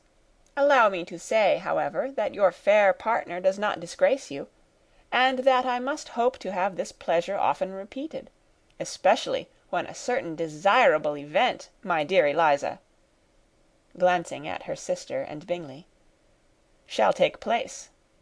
What congratulations will then flow in! I appeal to Mr. Darcy. But let me not interrupt you, sir. You will not thank me for detaining you from the bewitching converse of that young lady, whose bright eyes are also upbraiding me." The latter part of this address was scarcely heard by Darcy, but Sir William's allusion to his friend seemed to strike him forcibly, and his eyes were directed with a very serious expression towards Bingley and Jane, who were dancing together. Recovering himself, however, shortly, he turned to his partner and said, "Sir William's interruption has made me forget what we were talking of." "I do not think we were speaking at all. Sir William could not have interrupted two people in the room who had less to say for themselves. We have tried 2 or 3 subjects already without success, and what we are to talk of next I cannot imagine." "What think you of books?" said he, smiling. "Books? Oh, no. I am sure we never read the same, or not with the same feelings." "I am sorry you think so, but if that be the case, there can at least be no want of subject. We may compare our different opinions." "No, I cannot talk of books in a ballroom. My head is always full of something else." "The present always occupies you in such scenes, does it?" said he, with a look of doubt. "Yes, always," she replied, without knowing what she said, for her thoughts had wandered far from the subject, as soon afterwards appeared by her suddenly exclaiming, "I remember hearing you once say, Mr. Darcy, that you hardly ever forgave, that your resentment once created was unappeasable. You are very cautious, I suppose, as to its being created." "I am," said he, with a firm voice. "And never allow yourself to be blinded by prejudice?" "I hope not." "It is particularly incumbent on those who never change their opinion to be secure of judging properly at first." "May I ask to what these questions tend?" "Merely to the illustration of your character," said she, endeavouring to shake off her gravity. "I am trying to make it out." "And what is your success?" She shook her head. "I do not get on at all. I hear such different accounts of you as puzzle me exceedingly." "I can readily believe," answered he gravely, "that reports may vary greatly with respect to me, and I could wish, Miss Bennet, that you were not to sketch my character at the present moment, as there is reason to fear that the performance would reflect no credit on either."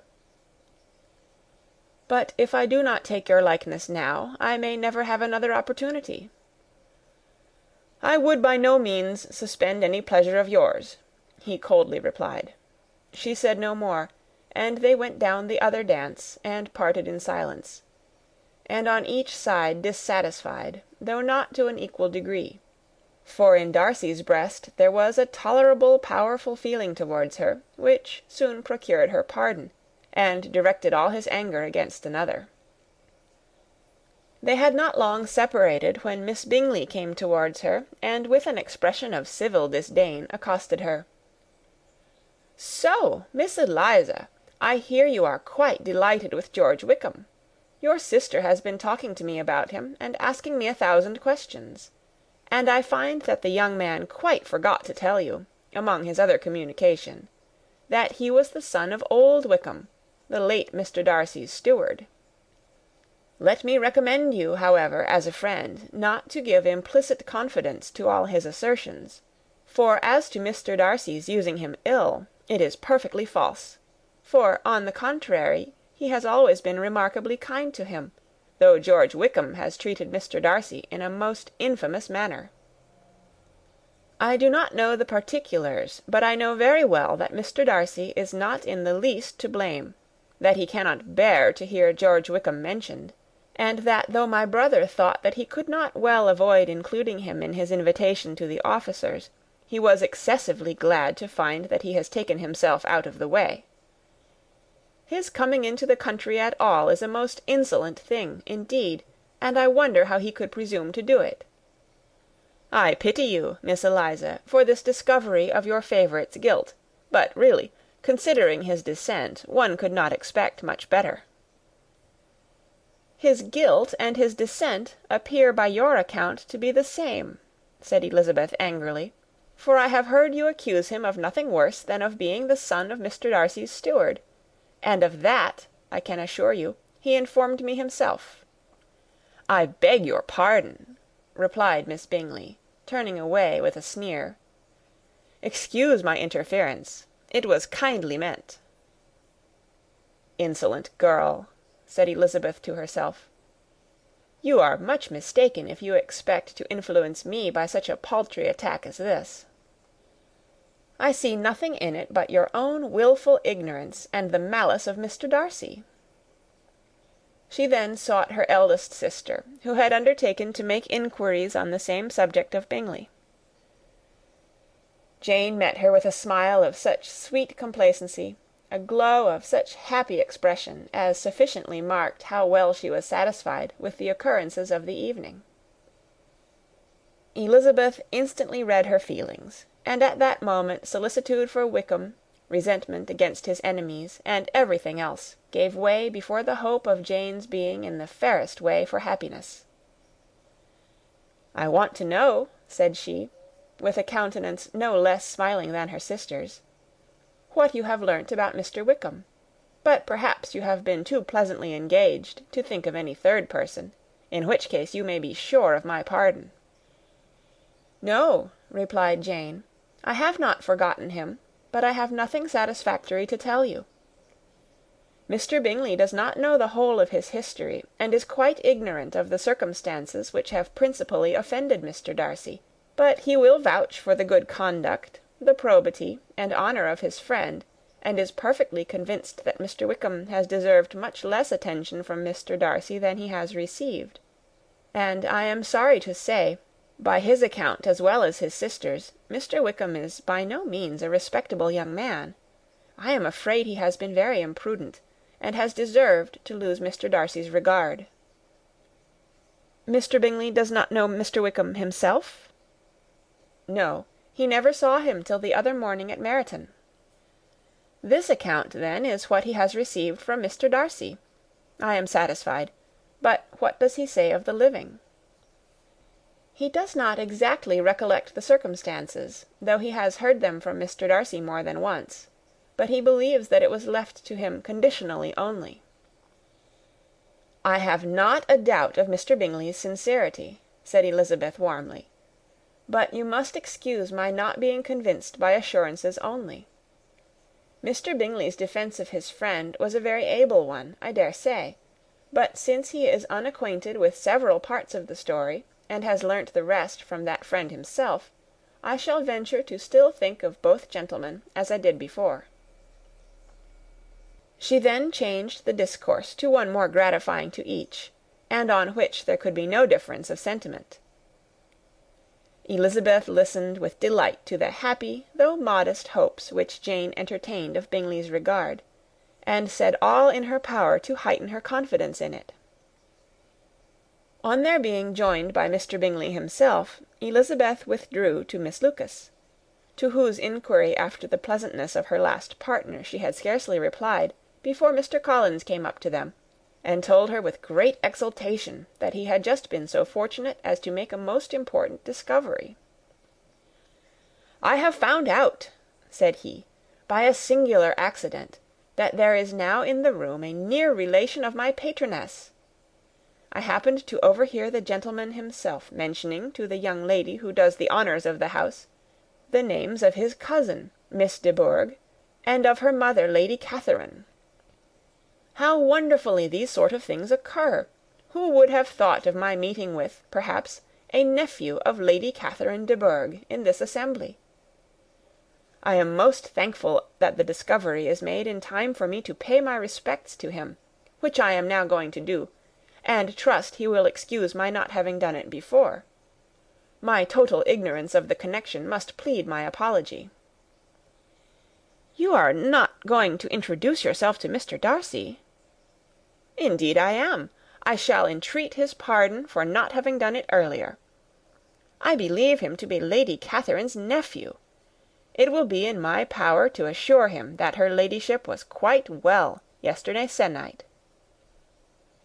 Elizabeth tried hard to dissuade him from such a scheme, assuring him that Mr. Darcy would consider his addressing him without introduction as an impertinent freedom, rather than a compliment to his aunt, that it was not in the least necessary there should be any notice on either side, and that if it were, it must belong to Mr. Darcy, the superior in consequence, to begin the acquaintance. Mr. Collins listened to her with the determined air of following his own inclination, and, when she ceased speaking, replied thus: "My dear Miss Elizabeth, I have the highest opinion in the world in your excellent judgment in all matters within the scope of your understanding; but permit me to say that there must be a wide difference between the established forms of ceremony amongst the laity and those which regulate the clergy. For, give me leave to observe that I consider the clerical office as equal in point of dignity with the highest rank in the kingdom, provided that a proper humility of behaviour is at the same time maintained. You must therefore allow me to follow the dictates of my conscience on this occasion, which leads me to perform what I look on as a point of duty. Pardon me for neglecting to profit by your advice, which on every other subject shall be my constant guide, though in the case before us I consider myself more fitted by education and habitual study to decide on what is right, than a young lady like yourself." And with a low bow he left her to attack Mr. Darcy, whose reception of his advances she eagerly watched, and whose astonishment at being so addressed was very evident. Her cousin prefaced his speech with a solemn bow, and though she could not hear a word of it, she felt as if hearing it all, and saw in the motion of his lips the words apology, Hunsford, and Lady Catherine de Bourgh. It vexed her to see him expose himself to such a man. Mr. Darcy was eyeing him with unrestrained wonder, and when at last Mr. Collins allowed him time to speak, replied with an air of distant civility. Mr. Collins, however, was not discouraged from speaking again, and Mr. Darcy's contempt seemed abundantly increasing with the length of his second speech, and at the end of it he only made him a slight bow, and moved another way. Mr. Collins then returned to Elizabeth. "I have no reason, I assure you," said he, "to be dissatisfied with my reception. Mr. Darcy seemed much pleased with the attention. He answered me with the utmost civility, and even paid me the compliment of saying that he was so well convinced of Lady Catherine's discernment as to be certain she could never bestow a favour unworthily. It was really a very handsome thought. Upon the whole, I am much pleased with him." As Elizabeth had no longer any interest of her own to pursue, she turned her attention almost entirely on her sister and Mr. Bingley, and the train of agreeable reflections which her observations gave birth to made her perhaps almost as happy as Jane. She saw her in idea settled in that very house, in all the felicity which a marriage of true affection could bestow, and she felt capable, under such circumstances, of endeavouring even to like Bingley's two sisters. Her mother's thoughts, she plainly saw, were bent the same way, and she determined not to venture near her, lest she might hear too much. When they sat down to supper, therefore, she considered it a most unlucky perverseness which placed them within one of each other, and deeply was she vexed to find that her mother was talking to that one person, Lady Lucas, freely, openly, and of nothing else but her expectation that Jane would soon be married to Mr. Bingley. It was an animating subject, and Mrs. Bennet seemed incapable of fatigue while enumerating the advantages of the match. His being such a charming young man, and so rich, and living but 3 miles from them, were the first points of self-gratulation, and then it was such a comfort to think how fond the two sisters were of Jane, and to be certain that they must desire the connection as much as she could do.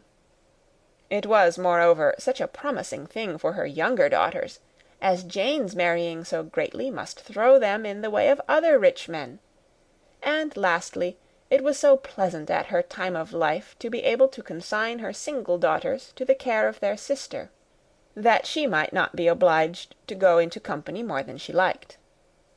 It was necessary to make this circumstance a matter of pleasure, because on such occasions it is the etiquette, but no one was less likely than Mrs. Bennet to find comfort in staying home at any period of her life.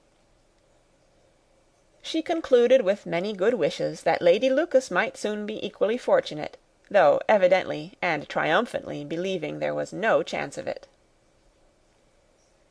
In vain did Elizabeth endeavour to check the rapidity of her mother's words, or persuade her to describe her felicity in a less audible whisper, for to her inexpressible vexation she could perceive that the chief of it was overheard by Mr. Darcy, who sat opposite to them. Her mother only scolded her for being nonsensical. "What is Mr. Darcy to me, pray, that I should be afraid of him? I am sure we owe him no such particular civility as to be obliged to say nothing he may not like to hear." "For heaven's sake, madam, speak lower. What advantage can it be for you to offend Mr. Darcy? You will never recommend yourself to his friend by so doing." Nothing that she could say, however, had any influence. Her mother would talk of her views in the same intelligible tone. Elizabeth blushed and blushed again with shame and vexation. She could not help frequently glancing her eye at Mr. Darcy, though every glance convinced her of what she dreaded, for though he was not always looking at her mother, she was convinced that his attention was invariably fixed by her. The expression of his face changed gradually from indignant contempt to a composed and steady gravity.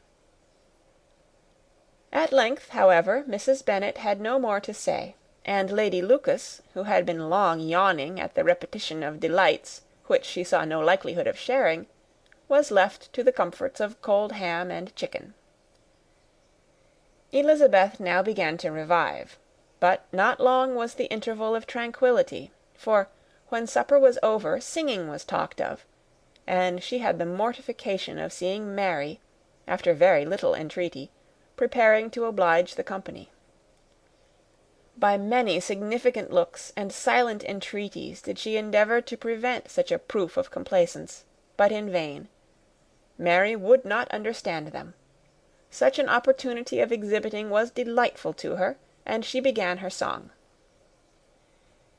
Elizabeth's eyes were fixed on her with most painful sensations, and she watched her progress through the several stanzas with an impatience which was very ill rewarded at their close; for Mary, on receiving, amongst the thanks of the table, the hint of a hope that she might be prevailed on to favour them again, after the pause of half a minute began another. Mary's powers were by no means fitted for such a display. Her voice was weak, and her manner affected. Elizabeth was in agonies. She looked at Jane to see how she bore it, but Jane was very composedly talking to Bingley. She looked at his two sisters, and saw them making signs of derision at each other, and at Darcy, who continued, however, imperturbably grave. She looked at her father to entreat his interference, lest Mary should be singing all night. He took the hint, and when Mary had finished her second song, said aloud, "That will do extremely well, child. You have delighted us long enough. Let the other young ladies have time to exhibit." Mary, though pretending not to hear, was somewhat disconcerted, and Elizabeth, sorry for her and sorry for her father's speech, was afraid her anxiety had done no good. Others of the party were now applied to.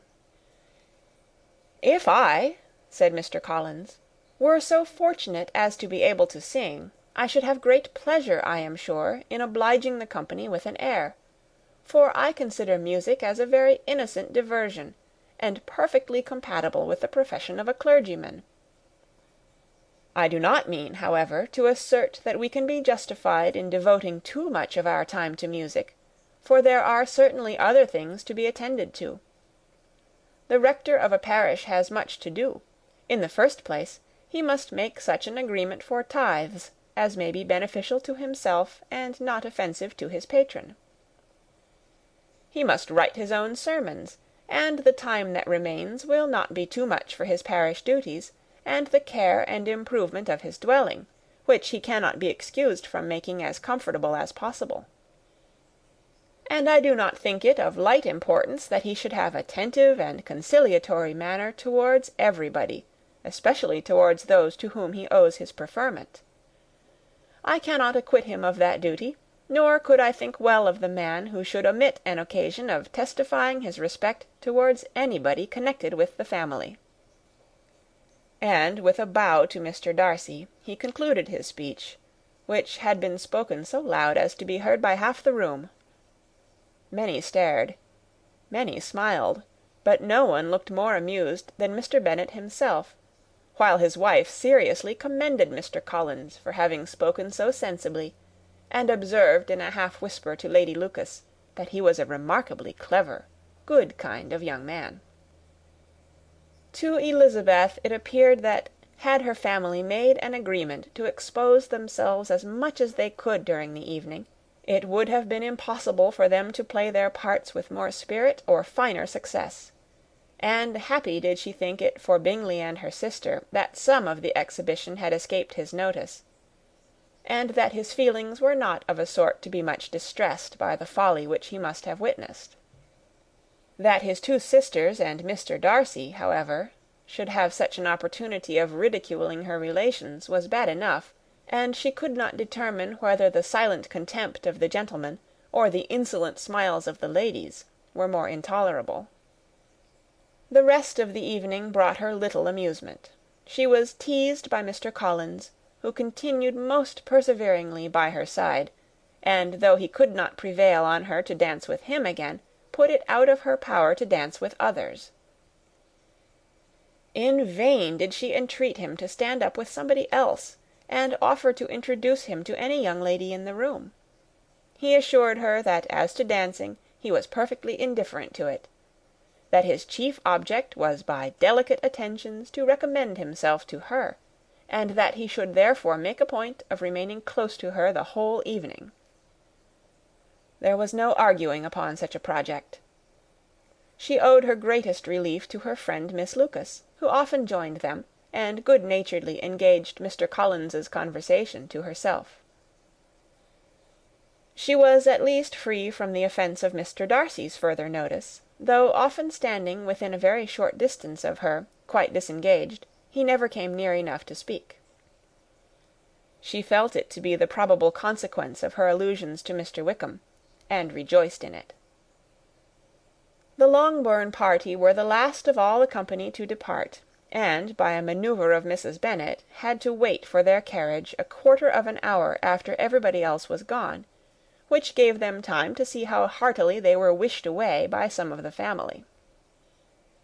Mrs. Hurst and her sister scarcely opened their mouths, except to complain of fatigue, and were evidently impatient to have the house to themselves.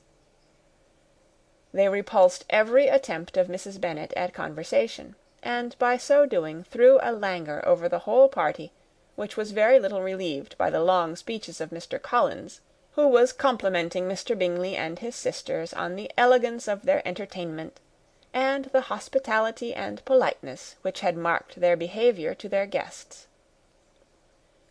Darcy said nothing at all.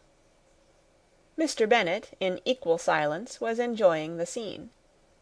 Mr. Bingley and Jane were standing together, a little detached from the rest, and talked only to each other.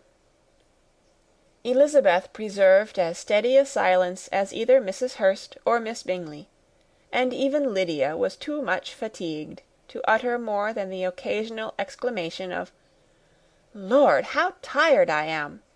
accompanied by a violent yawn. When at length they arose to take leave, Mrs. Bennet was most pressingly civil in her hope of seeing the whole family soon at Longbourn, and addressed herself especially to Mr. Bingley, to assure him how happy he would make them by eating a family dinner with them at any time, without the ceremony of a formal invitation. Bingley was all grateful pleasure, and he readily engaged for taking the earliest opportunity of waiting on her, after his return from London, whither he was obliged to go the next day for a short time. Mrs. Bennet was perfectly satisfied, and quitted the house under the delightful persuasion that, allowing for the necessary preparations of settlements, new carriages, and wedding clothes, she should undoubtedly see her daughter settled at Netherfield in the course of 3 or 4 months. Of having another daughter married to Mr. Collins she thought with equal certainty, and with considerable, though not equal, pleasure. Elizabeth was the least dear to her of all her children, and though the man and the match were quite good enough for her, the worth of each was eclipsed by Mr. Bingley and Netherfield. End of chapter 18. Chapter 19. The next day opened a new scene at Longbourn. Mr. Collins made his declaration in form. Having resolved to do it without loss of time, as his leave of absence extended only to the following Saturday, and having no feelings of diffidence to make it distressing to himself even at the moment, he set about it in a very orderly manner, with all the observances which he supposed a regular part of the business. On finding Mrs. Bennet, Elizabeth, and one of the younger girls together, soon after breakfast, he addressed the mother in these words: "May I hope, madam, for your interest with your fair daughter Elizabeth, when I solicit for the honour of a private audience with her in the course of this morning?" Before Elizabeth had time for anything but a blush of surprise, Mrs. Bennet answered instantly, "Oh dear, yes, certainly. I am sure Lizzy will be very happy. I am sure she can have no objection. Come, Kitty, I want you upstairs."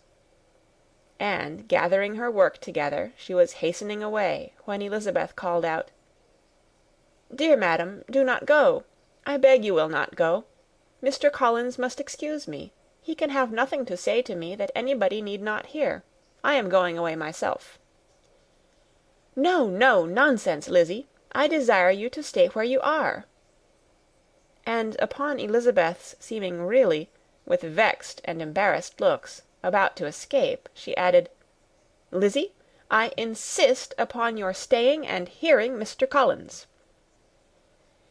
Elizabeth would not oppose such an injunction, and a moment's consideration making her also sensible that it would be wisest to get it over as soon and as quietly as possible, she sat down again and tried to conceal, by incessant employment, the feelings which were divided between distress and diversion. Mrs. Bennet and Kitty walked off, and as soon as they were gone, Mr. Collins began. "Believe me, my dear Miss Elizabeth, that your modesty, so far from doing you any disservice, rather adds to your other perfections. You would have been less amiable in my eyes, had there not been this little unwillingness, but allow me to assure you that I have your respected mother's permission for this address. You can hardly doubt the purport of my discourse. However your natural delicacy may lead you to dissemble, my attentions have been too marked to be mistaken. almost as soon as I entered the house, I singled you out as the companion of my future life. But before I am run away with by my feelings on this subject, perhaps it would be advisable for me to state my reasons for marrying, and, moreover, for coming into Hertfordshire with the design of selecting a wife, as I certainly did." The idea of Mr. Collins, with all his solemn composure, being run away with by his feelings, made Elizabeth so near laughing that she could not use the short pause he allowed in any attempt to stop him further, and he continued. "My reasons for marrying are, first, that I think it a right thing for every clergyman in easy circumstances, like myself, to set the example of matrimony in his parish. Secondly, that I am convinced that it will add very greatly to my happiness, and thirdly, which perhaps I ought to have mentioned earlier, that it is the particular advice and recommendation of the very noble lady whom I have the honour of calling patroness. Twice has she condescended to give me her opinion, unasked too, on this subject, and it was but the very Saturday night before I left Hunsford, between our pools at quadrille, while Mrs. Jenkinson was arranging Miss de Bourgh's footstool, that she said, "Mr. Collins, you must marry. A clergyman like you must marry. Choose properly, choose a gentlewoman for my sake, and for your own let her be an active, useful sort of person, not brought up high, but able to make a small income go a good way. This is my advice. Find such a woman as soon as you can, bring her to Hunsford, and I will visit her. Allow me, by the way, to observe, my fair cousin, that I do not reckon the notice and kindness of Lady Catherine de Bourgh as among the least of the advantages in my power to offer. You will find her manners beyond anything I can describe, and your wit and vivacity, I think, must be acceptable to her, especially when tempered with the silence and respect which her rank will inevitably excite. Thus much for my general intention in favour of matrimony. It remains to be told why my views were directed towards Longbourn, instead of my own neighbourhood, where I can assure you there are many amiable young women. But the fact is, that being, as I am, to inherit this estate after the death of your honoured father, who, however, may live many years longer, I could not satisfy myself without resolving to choose a wife from among his daughters, that the loss to them might be as little as possible when the melancholy event takes place, which, however, as I have already said, may not be for several years. This has been my motive, my fair cousin, and I flatter myself it will not sink me in your esteem. And now nothing remains but for me to assure you in the most animated language of the violence of my affection. To fortune I am perfectly indifferent, and shall make no demand of that nature on your father, since I am well aware that it could not be complied with, and that £1,000 in the 4 per cents, which will not be yours till after your mother's decease, is all that you may ever be entitled to. On that head, therefore, I shall be uniformly silent, and you may assure yourself that no ungenerous reproach shall ever pass my lips when we are married." It was absolutely necessary to interrupt him now. "You are too hasty, sir," she cried. "You forget that I have made no answer. Let me do it without further loss of time. Accept my thanks for the compliment you are paying me. I am very sensible of the honour of your proposals, but it is impossible for me to do otherwise than to decline them." "I am not now to learn," replied Mr. Collins, with a formal wave of the hand, "that it is usual with young ladies to reject the addresses of the man whom they secretly mean to accept, when he applies for their favour, and that sometimes the refusal is repeated a second or even a third time. I am therefore by no means discouraged by what you have just said, and shall hope to lead you to the altar ere long." "Upon my word, sir," cried Elizabeth, "your hope is a rather extraordinary one after my declaration. I do assure you that I am not one of those young ladies. if such young ladies there are, who are so daring as to risk their happiness on the chance of being asked a second time. I am perfectly serious in my refusal. You could not make me happy, and I am convinced that I am the last woman in the world who could make you so.